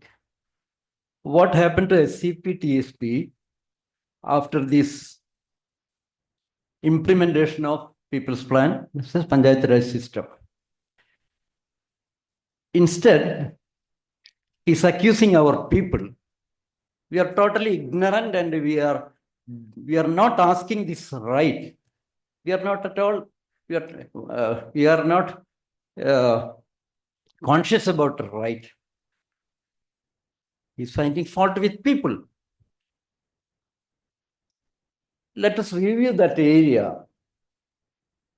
after People's Plan. Everything is shattered and decentralized. And in that decentralized form of planning, Dalits and Adivasis are not there. That's the thing. Where is our platform for demanding this thing? See, in this budgeting, nearly 45-50% goes to the three-tier system. Gram Sabha, Block Panchayat, Jilla Panchayat. Who decides? That's the thing. There is no platform for decision made for this Dalits and Adivasi. That's the thing. Half of the fund goes to this Panchayat Raj system. And the yes, other half goes to scheme-wise things to the department. So entire thing is shattered after people's planning, and there is not a serious evaluation of that area. That's my point. So let us go to the main task before us. My point is that the only thing we have before us is an act as suggested by Lishmaya. Somewhere this fund should be concentrated or consolidated to demand our right. I will come to the point later. I think there's a presentation by Dr. P. Shivanandan related with the planning process. This is my point in brief.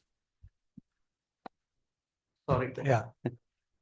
Panchayat Raj system വന്നതിന് ശേഷം SCPTSP ഫണ്ടിന്റെ ചെലവഴിക്കൽ മുഴുവൻ തന്നെ ചിതറപ്പെട്ടിരിക്കുന്നു.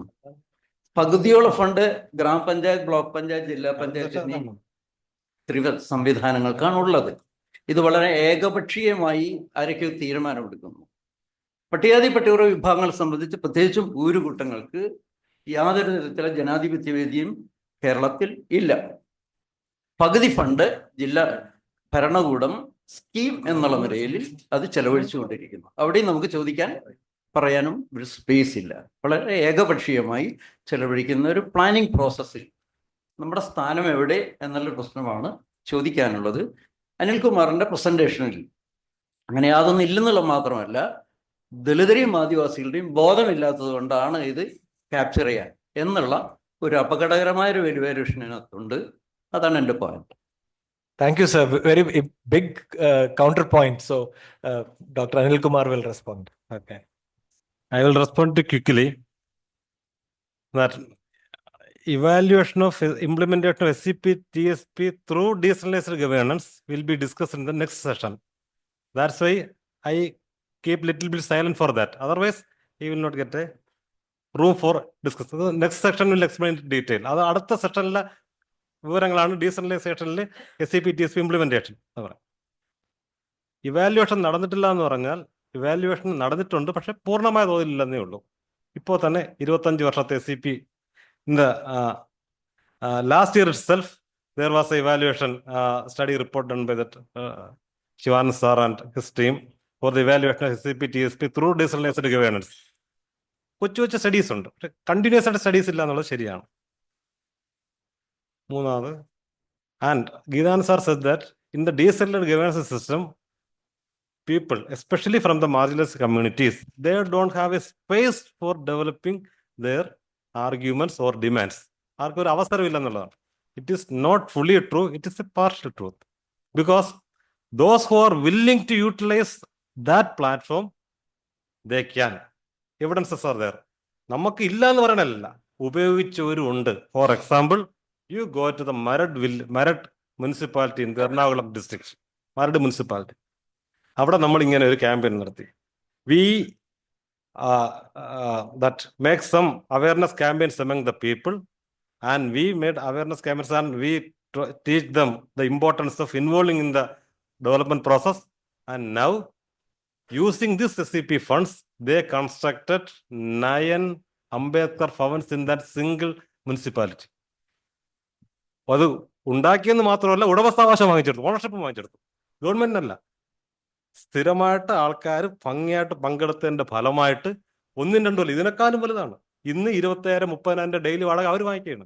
ഉടമസ്ഥാവകാശം വാങ്ങിച്ചെടുത്ത we are Maradu municipality, Ernakulam jilla, Santhosh boss ചെന്ന കാണാം, എല്ലാവർക്കും അറിയാം. അപ്പൊ അങ്ങനെ ഉപയോഗിക്കാൻ കഴിയുന്ന ടീമുള്ളിടത്ത് വി ക്യാൻ യൂട്ടിലൈസ് ദിസ്. ഉപയോഗിക്കാൻ കഴിയാത്ത ഇനി മൂന്നാമത്, ദളിത് ആദിവാസികൾ ബജറ്റിന് പ്രാപ്തരല്ല എന്ന് പറയുന്നത് ആരോപണമല്ല, ഇറ്റ്സ് എ ഫാക്ട്. അതൊരു ആരോപണമായിട്ട് കാണാൻ പറ്റില്ല. ഒരു വസ്തുതയാണ്. വികസന പ്രക്രിയയിൽ ആൾക്കാർ ഇടപെടുന്നില്ല എന്നുള്ളത് ആരോപണമോ നമ്മളെ കുറ്റം പറയുന്ന ഒന്നുമല്ല. കുറ്റം പറയാനായിട്ട് നമ്മൾ വസ്തുതയാണ്. Not only Dalits and Adivasis, even OBs, ആരും ഇവിടെ ഇരിക്കുന്ന എത്ര പേര്, how we are regularly going to the gramasabhas for oorukoottams, how we are going to utilise our ഈ powers given by the decent ഈ പഞ്ചായത്ത് രാജ് ആക്ട്. ആരും ചോദിക്കുന്നതല്ല, അത് തെറ്റല്ല. But we have to change our self. അവസരങ്ങളുണ്ട്, ഉപയോഗപ്പെടുത്തണമെങ്കിൽ we have to change. Otherwise nobody will give to us unless we catch. അതൊരു വസ്തുതയാണ്. ആരും ഇത് ജനാധിപത്യത്തിൽ ആരും കൊണ്ട് തരുന്ന കാലം കഴിഞ്ഞു. Even from the 10th 5-year plan, at that time SC/ST development, one of the indicator for India's development, they changed it. പണ്ട് SC/ST ഡെവലപ്മെന്റ് ഒരു ഇൻഡിക്കേറ്റർ ആണ് ഇന്ത്യ ഡെവലപ്മെന്റ് പറയാൻ. ഇന്ന് അതില്ല. കാലം മാറിക്കഴിഞ്ഞു. മാറിയതിൽ നമ്മൾ ഇറങ്ങിയേ പറ്റുള്ളൂ. അതുകൊണ്ട് ഞാനത് ആരോപണമായിട്ട് പറഞ്ഞില്ല, അതെന്റെ ഒരു ആത്മവിമർശനമായിട്ട് പറഞ്ഞതാണ്. ആരോപണമല്ല. ആൾക്കാർ ഇടപെടുന്നില്ല എന്നുള്ളത്. നമ്മൾ ഫലപ്രദമായിട്ട് ഇടപെടുകയാണെങ്കിൽ there will be some changes, and then as the next stage there will be desirable changes. At the next stage നമുക്ക് ആഗ്രഹിക്കുന്ന ലെവലിലേക്ക് വാങ്ങിച്ചെടുക്കണം. Because that's why I started from the BC 185 story, because at that time the now that asking class was the then ruling class. If you want to transform yourself to that class, we must learn the art of not asking, demanding and capturing. And SCP is a tool for transforming ourselves. Thank you. Yeah, I think this is a big thing. Maybe in other sessions also. Yeah, please, madam.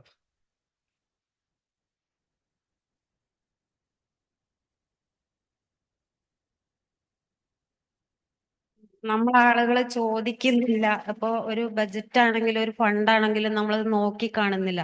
അപ്പൊ ആദിവാസി മേഖലയിലെ ഒരു പ്രവർത്തകയാണ് ഞാൻ.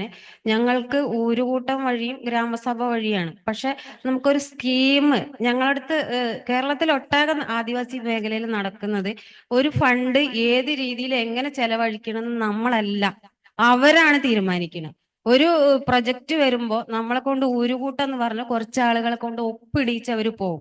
ആ പൈസ എങ്ങനെങ്കിലും ചെലവഴിക്കുക, ലാപ്സാക്കി പോകാതെ എന്നാണ്. നേരെ മറിച്ച് നമ്മളൊരു ഊരുകൂട്ടം വിളിക്കുകയോ, എന്താണ് നമ്മളെ വികസനം, നമ്മൾ എന്താണ് ആഗ്രഹിക്കുന്നത്, അതൊരിക്കലും ട്രൈബൽ ഡിപ്പാർട്ട്മെന്റ് ആണെങ്കിലും ഈ പറയുന്ന ത്രിതല പഞ്ചായത്ത് ആണെങ്കിൽ ചെയ്യുന്നില്ല. ഇനി നമ്മളെ പോലുള്ള സംഘടനാ ലീഡേഴ്സ് ഒരു ഊരിൽ പോയി ഇതിനെക്കുറിച്ച് ഒരു ക്ലാസ് കൊടുക്കുകയാണെങ്കിൽ അത് പോലീസ് സമ്മതിക്കില്ല. നമ്മൾക്കൊരു ബോധം, ഇപ്പൊ എവിടുന്നാണ് ഫണ്ട് കിട്ടുന്നുണ്ട് നമ്മളെ ഭൂരിഭാഗം ആദിവാസികൾക്ക് അറിയുന്നില്ല. എവിടെയാണ് ഈ പൈസ ഇരിക്കുന്നത്, ഇത് എങ്ങനെ പോകണം. ഗ്രാമസഭയിൽ പോകണ്ട എന്നാണ് ചില വാർഡ് മെമ്പർമാർ പറയുന്നത്. നിങ്ങൾ ഗ്രാമസഭയിൽ വരണ്ട, നിങ്ങൾ ഊരുകൂട്ടത്തിൽ വന്നാൽ മതി.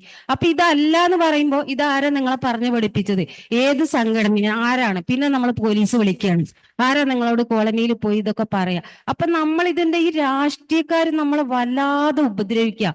അതായത് ഈ ഫണ്ട് എങ്ങനെയെങ്കിലും പോവുക എന്നുള്ളതാ. ഇപ്പൊ നമ്മളെ വരുമാനത്തിന് വേണ്ടി ഒരുപാട് വിധവകളായ സ്ത്രീകളുണ്ട്. വരുമാനത്തിന് വേണ്ടി അവർക്ക് ഒരുപാട് തൊഴിലുകൾ അറിയാം. അതിന് മാറ്റി വയ്ക്കാൻ പറഞ്ഞാൽ അവരത് ചെയ്യില്ല. അപ്പൊ അവർക്ക് എങ്ങനെയാണോ കോൺട്രാക്ടർമാർക്കും അവർക്കും പോക്കറ്റിലേക്ക് പൈസ ഇടാൻ പറ്റുക, ആ രീതിയിലുള്ള വികസനങ്ങളാണ് നടപ്പിലാക്കണം. അപ്പൊ ഇത് വലിയൊരു പ്രശ്നമാണ്. പിന്നെ ഇതുപോലുള്ള ക്ലാസ്സുകളൊക്കെ ഈ തിരുവനന്തപുരത്തോ അല്ലെങ്കിൽ വലിയ വലിയ ജില്ലകളിലോ ഒരിടത്ത് നടത്തുക നല്ലത്. നമ്മളെ ഊരിലോ അല്ലെങ്കിൽ പ്രദേശത്തോ ഒന്നും തന്നെ ഇത്തരം ക്ലാസ്സുകളും ഇല്ല. അപ്പൊ നമ്മളാളുകൾക്ക് സാറ് പറഞ്ഞ പോലെ കുറെ ആളുകൾക്ക് ഇത് അറിവില്ലാത്ത പ്രശ്നമുണ്ട്. പിന്നെ കുറെ ലീഡേഴ്സ് ജാതി മതം മാത്രം പറഞ്ഞിട്ട് അംബേദ്കർ അയ്യങ്കാളി എന്ന് പറഞ്ഞിട്ട് നടക്കുന്ന കുറെ ആളുകളുണ്ട്. ഈ ഫണ്ടിനെ കുറിച്ച് നമ്മളെ ആൾക്കാർ ബോധവാന്മാരല്ല എന്നുള്ളത് വളരെയധികം ശരിയാണ്. We'll take 1 or 2 more questions and then we have to break for lunch. Thank you, madam. She's partly agreeing with Dr. Anil Kumar, saying that in her experience of tribal hamlets, there are many forces which prevent people from asking those questions about money. So there is, in a way, the structural forces are actually preventing people from collective action and asking and so on. And so kind of suggesting that bureaucratic feudalism, what he used, is preventing that ability. So in a sense, she's agreeing that therefore people actually don't know about what is there, because there's a systematic structural effort to keep activists from demanding. Yeah. Next question, please. Question alla അപ്പോൾ ചിത്ര ചേച്ചി പറഞ്ഞതിനോട് ബന്ധിപ്പിച്ച് തന്നെ പറയാനുള്ള എൻ്റെ ഒരു അഭിപ്രായമാണ് ഈ presentation as A whole ഒരു സമഗ്രമായിട്ട് നോക്കുമ്പോൾ എനിക്ക് പോസിറ്റീവായിട്ടുള്ളൊരു ഇതാണ് പൊതുവെ തോന്നിയത്. വെച്ചാല് നമ്മളിപ്പോൾ കുറേം കൂടെ റെസ്പോൺസിബിൾ ബേസ് ആയിട്ടേ എന്നുവെച്ചാൽ നമ്മുടെ സൈഡിൽ നിന്ന് എന്തെങ്കിലും പ്രശ്നമുണ്ടോ എന്നുള്ള രീതിയിൽ ചിന്തിക്കുമ്പോൾ എനിക്ക് നല്ലൊരു പ്രസന്റേഷൻ പോലെ തോന്നിയത്. വെച്ചാൽ അതിനകത്ത് ഇപ്പോൾ നമ്മൾ നമ്മുടെ സോഷ്യൽ മൊബിലിറ്റി വേറെ നമ്മൾ എന്ത് കാര്യം പറഞ്ഞുകൊണ്ടിരുന്നിട്ടും കാര്യമില്ല. പൈസയുടെ കാര്യം നമ്മൾ ശ്രദ്ധിച്ചില്ലെങ്കിൽ, ഫൈനാൻഷ്യലി നമ്മൾ മുന്നോട്ട് പോയില്ലെങ്കിൽ, ആ ഒരു ബേസ് ഉണ്ടാക്കിയെടുത്തില്ലെങ്കിൽ ആ ഒരു സമൂഹത്തിന്റെ സോഷ്യൽ മൊബിലിറ്റി നടക്കില്ല. ഇപ്പൊ കേരളം പൊതുവെ മറ്റ് സംസ്ഥാനങ്ങളിൽ നിന്ന് കുറേം കൂടെ ചില കാര്യങ്ങൾ മുമ്പോട്ട് പോയാന്ന് ഒരു അഭിപ്രായം ഉണ്ടല്ലോ, വിമർശനങ്ങളുണ്ട് എന്നാലും. അപ്പൊ ആ രീതിയിൽ മുമ്പോട്ട് പോയ കമ്മ്യൂണിറ്റീസ് കേരളത്തിൽ പ്രധാനമായിട്ടും Ezhava community, Muslim community, Christian community. അപ്പോൾ വിമർശനങ്ങളുണ്ടാവാം, എന്നാലും ഈ കമ്മ്യൂണിറ്റികൾ പ്രധാനമായിട്ടും അവരുടെ ഒരു സോഷ്യൽ മൊബിലിറ്റി ഉണ്ടാക്കിയെടുത്തതിന്റെ പ്രധാനപ്പെട്ട കാരണം എന്ന് പറഞ്ഞാൽ അവർ ഫൈനാൻഷ്യൽ ആയിട്ടുള്ള കാര്യങ്ങൾ ശ്രദ്ധിച്ചു എന്നുള്ളതാണ്, മറ്റുള്ളവരെക്കാളും കൂടുതലായിട്ട്. അതിലൂടെ അവർ ഉണ്ടാക്കിയെടുത്തിട്ടുള്ള ആ ഒരു ശക്തിയും ഗവൺമെന്റിൽ രാജഭരണകാലത്താണെങ്കിലും അതിനുശേഷമാണെങ്കിലും കൊടുത്തിട്ടുള്ള പ്രഷറൊക്കെയാണ് അവർക്ക് അനുകൂലമായിട്ട് സമൂഹത്തിനെ കുറെ എന്ന് വെച്ചാൽ ഇനിയും മാറാനുണ്ട്, എന്നാലും മാറ്റിയെടുത്തിട്ടുണ്ടെങ്കിൽ അതേ രീതിയിൽ തന്നെയാണ് അവർ മാറ്റിയെടുത്തിട്ടുള്ളത്. അപ്പൊ ഈ ബാക്കിയുള്ള കാര്യങ്ങൾ കൊടുക്കുന്ന ഇമ്പോർട്ടൻസ്, അല്ലെങ്കിൽ അതിനേക്കാളും കുറെ കൂടെ ഇമ്പോർട്ടൻസ് SC/ST കമ്മ്യൂണിറ്റീസ് ഈ സാമ്പത്തികമായിട്ടുള്ള കാര്യങ്ങളിൽ കൂടെ ശ്രദ്ധിക്കണം. അത് ശ്രദ്ധിക്കാതെ വെച്ചാല് നമ്മൾ ഏതെങ്കിലും ഒരു ഒരു സമഗ്രമായിട്ടുള്ള ഒരു മുന്നോട്ട് പോക്ക് ആണല്ലോ ശരിക്കും വേണ്ടത്. അപ്പൊ ഈ ഒരു കാര്യത്തെ വിട്ടുകൊണ്ട് നമുക്ക് മുന്നോട്ട് പോകാൻ പറ്റില്ല. പിന്നെ ഈ ആദിവാസി ബാക്ക്ഗ്രൗണ്ടിൽ നിന്ന് വരുന്ന ഒരാളായതുകൊണ്ട് തന്നെ എനിക്ക് എൻ്റെ അകത്തുള്ള ഒരു പ്രശ്നം സാറ് പറഞ്ഞു പോകുന്നതിലുണ്ട്. ഈ നമ്മുടെ കൾച്ചറൽ ആയിട്ടുള്ള കുറെ പ്രശ്നങ്ങളുണ്ട്. അതായത് ഒരു സോഷ്യോ കൾച്ചറൽ ഡെവലപ്മെന്റിന്റെ ഒരു പ്രത്യേക സ്റ്റേജിലുള്ള ആളുകളാണ് ട്രൈബൽ പീപ്പിൾസ്. അപ്പൊ അവരുടെ ഇതിൽ ക്യാഷ് എക്കോണമി എങ്ങനെ ഹാൻഡിൽ ചെയ്യണം, ആ ഒരു സംഭവം വരെ കൾച്ചറലി തന്നെ ഇല്ല. അപ്പൊ അത് അവരെ അങ്ങനെ കുറ്റപ്പെടുത്താനും പറ്റത്തില്ല, പക്ഷെ അത് എങ്ങനെയായാലും മറികടന്നേ പറ്റത്തുള്ളൂ, അങ്ങനെ ഒരു ഇത്. അപ്പോ ആ രീതിയിൽ ഇപ്പൊ ബഡ്ജറ്റ് ഇങ്ങനെയാണ് ഇന്ന പോലെ എന്നൊക്കെ പറഞ്ഞല്ലോ. അപ്പോ അപ്പോ അത് അത്യാവശ്യം നല്ല ഒരു ഇൻസൈറ്റ്ഫുൾ ആയിരുന്നു. നമ്മൾ ശരിക്കും ഇപ്പോ എൻ്റെ ഒരു ബാക്ക്ഗ്രൗണ്ട് ഒക്കെ എന്ന് പറഞ്ഞാല് റിസോഴ്സ് കുമിഞ്ഞുകൂടി കിടക്കുക, പക്ഷെ എന്നാ ചെയ്യണം എന്നറിയത്തില്ല. സാറ് പറഞ്ഞില്ലേ ഇത്ര കോടി രൂപ അവിടെ വെച്ചിട്ട് നമ്മൾ അതിലോട്ട് നോക്കുന്നില്ല എന്നുള്ളതാണ്. അപ്പൊ നോക്കാൻ നമ്മൾ ആദ്യം തുടങ്ങണം, പിന്നീടാണ് അതിന്റെ പ്രശ്നങ്ങൾ പിന്നീടാണ്. നമ്മളത് ചെയ്യാൻ ശ്രമിക്കുമ്പോൾ പ്രശ്നങ്ങൾ വരും സ്വാഭാവികമായിട്ടും. അപ്പൊ ആ രീതിയിൽ അത്യാവശ്യം നല്ല പ്രസന്റേഷൻ ആയിരുന്നു ഉള്ള ഒരു അഭിപ്രായം എനിക്ക്. A quick translation. He partly said that he agreed. One last question. Quick translation. He was saying that he agrees with the emphasis that the speaker gave on on the need for collective action, on the need to come together and demand these things, and especially the financial route. And he was comparing with other communities, Yeravas, Muslims, Christians, who use that route effectively. And he was his second part of the comment was a question about cultural practices. He was speaking particularly about Adivasi communities and how some cultural practices might need to be addressed regarding this financial evolution. So he's largely agreeing with the importance of the financial, the need for scrutinizing and demanding the financial earmarked funds. ഒരു ക്വസ്റ്റ്യനും കൂടെ സമയമില്ല, ഞാൻ just doctor അഭിലാഷിന്റെ അടുത്ത് ചോദിക്കട്ടെ. രണ്ട് മൂന്ന് പേര് കൈ. So I will, before that, I will just ask the organizers, how much time we have. 10 more minutes. രണ്ടു മൂന്ന് ക്വസ്റ്റ്യൻ കൂടെ എടുക്കാം, എന്നിട്ട് എല്ലാം കൂടെ ഒരുമിച്ച് യു ക്യാൻ. സോ ആക്ച്വലി ഇവിടുന്ന് ഒരു ആദ്യം പുള്ളിയാണ് ചെറിയ ക്വസ്റ്റ്യൻ. ഓക്കെ, നിങ്ങൾ മൂന്ന് പേര് മൂന്ന് ക്വസ്റ്റ്യൻസ് കൂടെ. Okay, you have the mic, please start. Please sir, കുറച്ച് ചുരുക്കി പറയണേ. സർ, നമ്മൾ ഈ പ്രാക്ടിക്കലും തിയറിയും പോലെ തന്നെ വളരെ പ്രധാനപ്പെട്ടതാണ്. സാർ ഇപ്പൊ ഈ പറയുന്നത് ഗവൺമെന്റിന്റെ ഓർഡർ പ്രകാരമുള്ള അല്ലെങ്കിൽ ഇതിന്റെ നിയമപരമായിട്ടുള്ള കാര്യങ്ങളാണ് സാർ ഈ പറയുന്നത്. ഈ ബഡ്ജറ്റ് എങ്ങനെയാണ് ഇത് നടപ്പാക്കേണ്ടത് എങ്ങനെയാണ് എന്നൊക്കെ. തദ്ദേശ സ്വയംഭരണ സ്ഥാപനങ്ങളിലേക്ക് വരുമ്പോൾ ഊരുകൂട്ടങ്ങളായാലും ഗ്രാമസഭയിൽ, ഇപ്പം ചിത്ര പറഞ്ഞതുപോലെ തന്നെ ഗ്രാമസഭകളിൽ നിങ്ങൾ പോകണ്ടായി എന്ന് പറയുന്നിടത്ത് ഇപ്പോൾ ഈ കഴിഞ്ഞ പ്രാവശ്യം പറയുന്നത് നിങ്ങൾ ഗ്രാമസഭയിൽ നിർബന്ധമായിട്ട് വന്നം എന്ന് പറയുന്നുണ്ട്. അതെന്തുകൊണ്ടാന്ന് വെച്ചിട്ടുണ്ടെങ്കിൽ എനിക്ക് തോന്നുന്നത് ഇപ്പൊ ഗ്രാമസഭകളിൽ പൊതുവെ ജനങ്ങൾ കുറഞ്ഞു തുടങ്ങി. അപ്പൊ ഇവരുടെ അതായത് ആദിവാസികളെങ്കിലും കൊണ്ടുവന്നിരുത്താം എന്നുള്ളൊരു ശ്രമമാണ് നടക്കുന്നത്. ഓക്കെ, രണ്ടാമത്തെ കേസ് സാർ പറയുന്നത് പോലെയല്ല. അതായത് ഊരുകൂട്ടത്തിനകത്ത് ബഡ്ജറ്റിനകത്ത് ഇന്ന പഞ്ചായത്തിന് ഇത്ര ലക്ഷം രൂപ വകയിരുത്തിയിരിക്കുന്നു.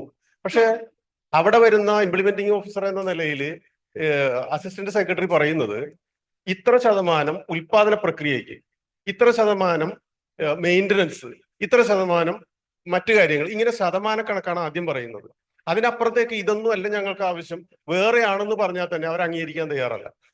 രണ്ട്, ഇതിന് നമ്മളെ എന്തൊക്കെ പദ്ധതി പറഞ്ഞാലും അവര് തീരുമാനിക്കുന്നത് നടപ്പാക്കുന്നതിന് പ്രധാനപ്പെട്ട കാരണം അവർ പറയുന്നത് ഗ്രാമസഭയ്ക്കാണ് സ്റ്റാറ്റ്യൂട്ടറി എന്ന് പറയുന്നത്. ഒരു കൂട്ടത്തിൽ സ്റ്റാറ്റ്യൂട്ടറി പവർ ഇല്ല എന്നാണ് അവർ പറയുന്നത്. അതുകൊണ്ട് തന്നെയാണ് ഞങ്ങൾ എടുക്കുന്ന തീരുമാനങ്ങൾ അവർ തള്ളിക്കളയുന്നത്. പിന്നെ രാഷ്ട്രീയക്കാർ തീരുമാനിക്കുന്നത് നടപ്പാക്കും. അതിനകത്ത് ആരെങ്കിലും ചെന്ന് തല്ലുപിടിക്കുകയോ ബഹളം വയ്ക്കുകയോ പോകുമ്പോൾ അവരത് കൊടുക്കുകയും ചെയ്യും. സാറ് പറയുന്നത് നിയമമാണ്, പ്രാക്ടിക്കൽ അല്ല. പ്രാക്ടിക്കൽ ആവണമെന്നുണ്ടെങ്കിൽ അതിനനുസരിച്ചിട്ടുള്ള മാറ്റങ്ങൾ അത്യാവശ്യമാണെന്നാണ് എനിക്ക് പറയാനുള്ളത്. Thank you. Okay, we'll have just 2 more questions. Yeah, please. എല്ലാവർക്കും നമസ്കാരം. ഞാൻ ട്രൈബൽ ഹാംലെറ്റിൽ നിന്ന് വരുന്നതാണ്. ഇപ്പൊ ഈ പറഞ്ഞ പോലെ ഡിമാൻഡ് ചെയ്യപ്പെടാത്തതുകൊണ്ടല്ല, ട്രൈബൽ ഊരുകൂട്ടങ്ങൾ എപ്പോഴും അവരെ ഇതായിട്ടുള്ള ചൂസ് ചെയ്യുന്നുണ്ട്. ബേസിക് നീഡ്സും ഇൻഡിവിജ്വൽ നീഡ്സും കമ്മ്യൂണിറ്റി വൈസ് ആയിട്ടുള്ള നീഡ്സും. ഇപ്പൊ ഉദാഹരണത്തിന് കമ്മ്യൂണിറ്റി വൈസ് ആയിട്ടുള്ള നീഡ്സിന് ഒരു പ്രാമുഖ്യം കൽപ്പിക്കില്ല. ഊരുകൂട്ടം കഴിഞ്ഞ് ദെൻ ഗ്രാമസഭ കഴിഞ്ഞ അടുത്തൊരു പ്രോസസ് ഉണ്ട്, അഡ്വൈസറി ബോർഡും പിന്നെ വികസന സെമിനാർ. അവിടെ വന്നിട്ട് ഇത് ബൈഫക്കേറ്റ് ചെയ്യും, ലിമിറ്റേഷൻ വരും. അവിടെയാണ് ഇതെല്ലാം പോളറൈസ് ചെയ്യുന്നത്.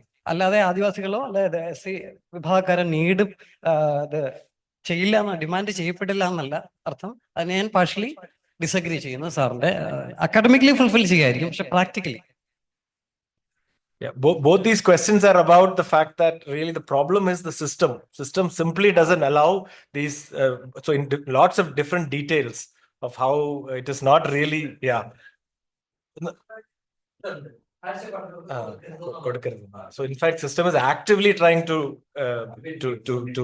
discriminate against. Last comment question. ഞാൻ പറഞ്ഞു വരുന്നേ, ഇപ്പോ നമ്മുടെ സാറ് പറഞ്ഞ ക്ലാസ് കുറച്ച് ഇൻഫോർമേറ്റീവ് ആണ്. കാരണം ഇപ്പൊ സാറിന് ഉൾപ്പെടെയുള്ള ആളുകൾക്ക് ഇപ്പൊ ഈ ഫണ്ട് വരുന്ന കാര്യം ഇപ്പൊ മനസ്സിലായെന്ന് സാറടക്കം പറഞ്ഞു. അപ്പോ ഇപ്പം ഇപ്പൊ ഒത്തിരി ആളുകൾക്ക് ഇപ്പൊ ഇവിടെ വന്നപ്പോ ആ കാര്യം മനസ്സിലായവരുണ്ട്. ഇപ്പൊ ഈ ബഡ്ജറ്റിനകത്ത് ഇങ്ങനെ ഒരു സംഭവം ഉണ്ട്, അല്ലെങ്കിൽ അപ്പൻഡിക്സ് നോക്കുമ്പോൾ ഇത് അറിയാൻ പറ്റും എന്നുള്ള ഒരു പുതിയൊരു ഇൻഫർമേറ്റീവ് ആയിട്ടുള്ള അറിവാണ്. അപ്പൊ ആ അറിവ് വരെ നമുക്കിപ്പൊ കിട്ടുമ്പം ഈ സാധാരണ ജനങ്ങള് ഇതിനെപ്പറ്റി എങ്ങനെയാണ് അവബോധമാകുന്നത്? അപ്പൊ അതുപോലെ സാറ് പറഞ്ഞതിനകത്തൊരു സംശയമുണ്ട്. അതായത് ഈ ബഡ്ജറ്റ് എന്ന് പറയുന്നത് ഒരു യഥാർത്ഥ ഇതല്ല, നമ്മൾ എക്സ്പെക്ട് ചെയ്യുന്ന ഒരു സംഭവമാണെന്ന് പറഞ്ഞു. അപ്പൊ ഈ നാളെ ഇത് നമ്മുടെ കേരളത്തിലെ ബഡ്ജറ്റ് വരുന്നുണ്ട്, നാളെ നോക്കാൻ പറ്റുമെന്നും പറയുന്നുണ്ട്. അപ്പൊ നാളെ നമ്മൾ നോക്കുമ്പം ഈ പഞ്ചായത്തിന് ഇത് കൊടുക്കുന്ന പൈസ നമുക്ക് അതിനകത്ത് അറിയാൻ പറ്റുമോ? അത് യഥാർത്ഥ ഫണ്ട് അല്ലല്ലോ. അപ്പൊ അതെങ്ങനെയാ നോക്കുന്നത്? അത് ഏത് സമയത്താണ് നോക്കാൻ പറ്റുന്നതെന്നൊന്ന് പറയണം. പിന്നെ അതുകൂടാതെ ഇതിന്റെ ഒരു ഇംപ്ലിമെന്റേഷൻ വരുമ്പോഴാണ് ഇതിനകത്ത് ഇത് പ്രശ്നം വരുന്നത്. ഇത് കാലങ്ങളായിട്ട് ഇത് വന്നുകൊണ്ടിരിക്കുന്ന, അപ്പൊ നമുക്കിത് കൃത്യമായിട്ട് അറിയാൻ പറ്റുന്നില്ല.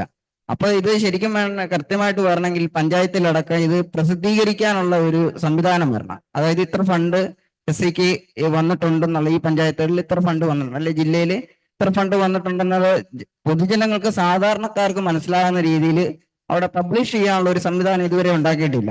അപ്പൊ അതുകൊണ്ട് തന്നെ ഇവര് സാധാരണ ആൾക്കാരെ സംബന്ധിച്ച് ഇത് എത്ര ഫണ്ട് ഉണ്ട്, ഇത് എങ്ങനെയാ പ്ലാൻ ചെയ്യുന്നത്, അല്ലെ ഇതിന് ഇന്ന ഡിമാൻഡ് ചെയ്യാനുള്ള ഒരു സംവിധാനവും ഇല്ല. അതുകൊണ്ട് തന്നെയാണ് ഇപ്പോൾ ഈ നോംസ് പഞ്ചായത്തിൽ വെക്കുന്ന ഈ സംഭവങ്ങള് സാധാരണക്കാർക്ക് യാതൊരു ബന്ധവുമില്ല. അവിടെ ഇരിക്കുന്ന 1-2 പേരുകൾ, ഇപ്പൊ കുടുംബശ്രീയുടെ മേളിലേക്ക് വരുന്ന CDSന്റെ ആൾക്കാരോ അവരെയൊക്കെ വെച്ചിട്ട് ഇവർ പദ്ധതികൾ, കോഴി, ആട്, ഇങ്ങനെയുള്ള പദ്ധതികൾ വെച്ചിട്ട് ഈ ഗ്രാമസഭ പോലുള്ള സംഭവം വരുമ്പം ഇത് പാസ്സാക്കാൻ വേണ്ടിയിട്ടുള്ള ഒരു ജനങ്ങളെ വിളിച്ചു കൂട്ടിക്കൊണ്ടുള്ള ഒരു പരിപാടി മാത്രമാണ് ഇതിനകത്ത് ചെയ്യുന്നത്. അപ്പൊ അതുകൊണ്ട് തന്നെ ഈ ഫണ്ട് താഴേക്കടയിലേക്ക് വരുന്നേ ഇല്ല, ഇത് ലാപ്സായി പോകുന്നു. ആ ഫണ്ട് നമുക്ക് തിരിച്ചു കിട്ടുന്നില്ല, ഇത് കൃത്യമായ രീതിയിലേക്ക് വരുന്നില്ല. അപ്പൊ അതിനുള്ള ഒരു ഇതും കൂടെ പറയണമെന്ന്.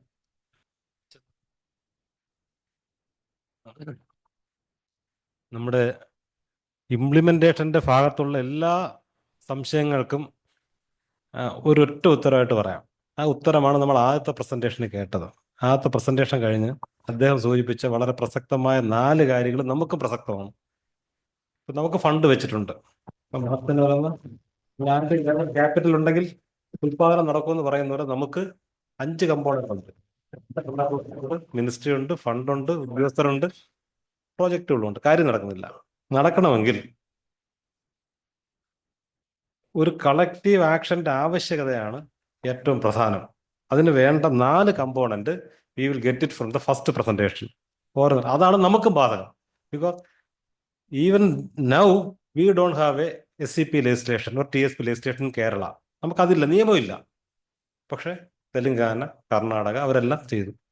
മീൻസ് അവരിതൊരു നിർബന്ധം ഒരു സാധനം ഉണ്ടാക്കിയെടുത്തു. And we can learn so many things from their experience. ഈ ചോദ്യത്തിന്റെ ഉത്തരം അവർ പറഞ്ഞു കഴിഞ്ഞു. ഞാൻ പറയാം എന്തൊക്കെയാണെന്ന്. 1, ആദ്യം വേണ്ടത് റിസർച്ച്, ലോബിയിങ്, അഡ്വക്കസി. ഒന്നാമത് വേണ്ടത് ഈ പ്രശ്നം, നമ്മൾ അനുഭവിക്കുന്ന പ്രശ്നം പരിഹരിക്കാനും നമുക്ക് വേണ്ട first things research, lobbying and advocacy. കാര്യങ്ങൾ അറിയണം, കാണേണ്ടവരെ കാണണം, അതിനുവേണ്ടിയുള്ള പ്രചാരണ പ്രവർത്തനങ്ങൾ നടത്തണം. Don't take it as an individual effort. നമ്മുടെ സ്വന്തം കാര്യത്തിൽ അതൊന്നും നടക്കൂല. ഇത് നീഡ്സ് എ കളക്റ്റീവ് ആക്ഷൻ. ഒന്നാമത് ഇതെല്ലാം നടക്കണമെങ്കിൽ. രണ്ടാമത് സ്ട്രാറ്റജിക്കൽ ലീഡർഷിപ്പ് വളരെ പ്രധാനപ്പെട്ടതാണ്. കാര്യം സമയോചിതമായിട്ട് കണ്ടറിഞ്ഞ് ചെയ്യാൻ പറ്റിയ നേതൃത്വങ്ങളും ആൾക്കാരുണ്ട്. നമ്മുടെ ഒരാളത് മനസ്സിലാക്കി വന്നാൽ അയാൾ അപ്പോഴേ എങ്ങനെ തടയാമെന്നാണ് നോക്കുന്നത്. ഇതെല്ലാം it needs A long time actions and long time vision. ഒരു ദിവസം കൊണ്ട് നടക്കുന്ന കാര്യമല്ല. ഇത് പ്രോസസ്സാണ്. ഇവല്യൂഷൻ ആദ്യമേ കാണിച്ചത്. ഇതൊരു പ്രോസസ്സിൽ വരികയാണ്. ആദ്യം ഇല്ലായിരുന്നു, പിന്നെ ഉണ്ടായി, ഇങ്ങനെ കാലഘട്ടം മാറി മാറി വരികയാണ്.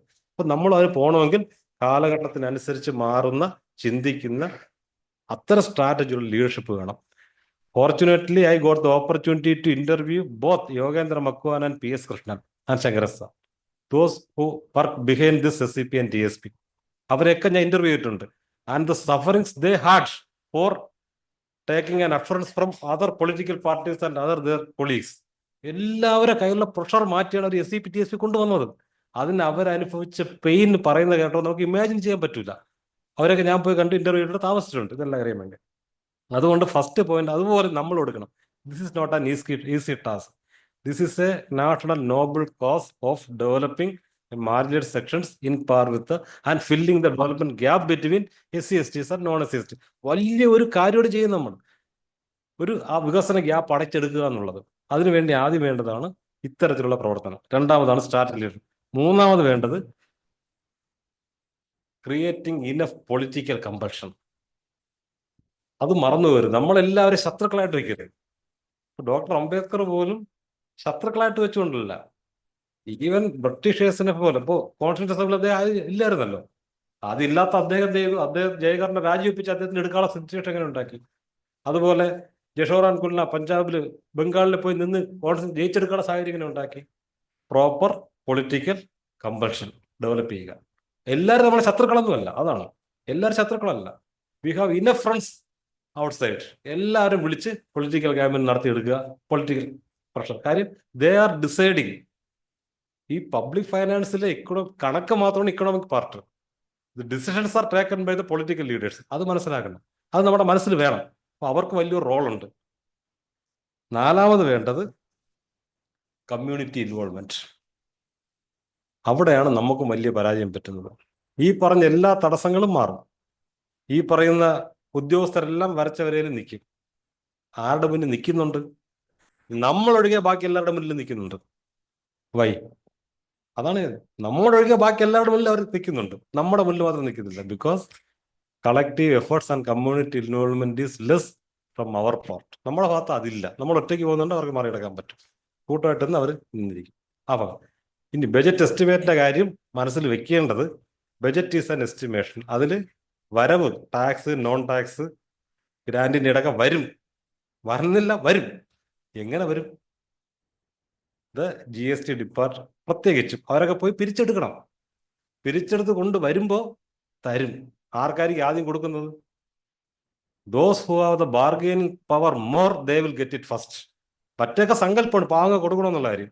അതുകൊണ്ട് ആ കൊടുക്കുന്ന സമയത്ത് നമ്മുടെ മനസ്സിൽ എപ്പോഴും വാങ്ങിക്കുന്നതും കൊടുക്കുന്നതും. ഇപ്പൊ തന്നെ റബ്ബറിന്റെ താങ്ങുവിലയ്ക്ക് വേണ്ടിയുള്ള ഡിമാൻഡ് പോയി.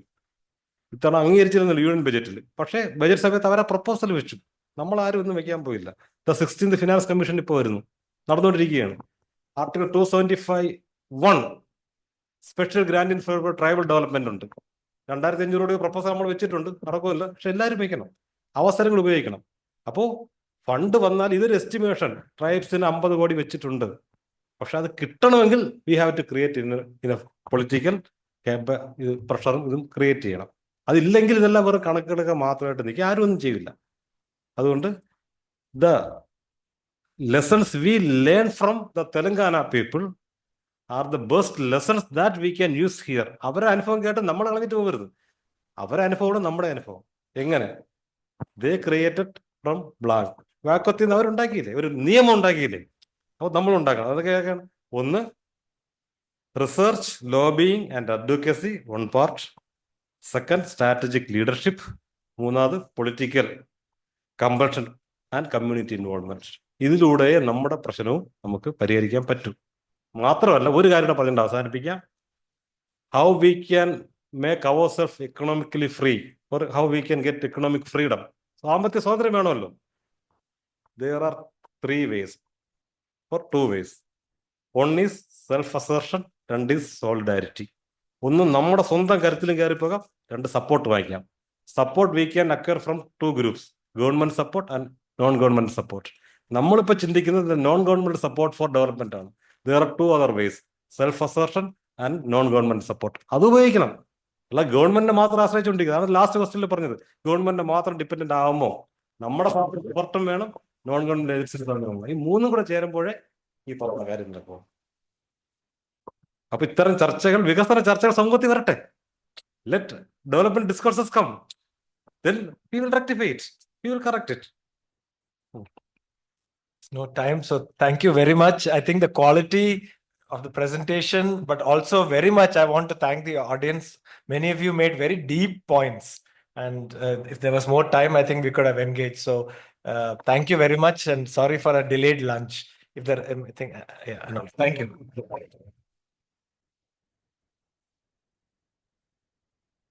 After the lunch at 2 o'clock, we will be meeting. And there will be a special session at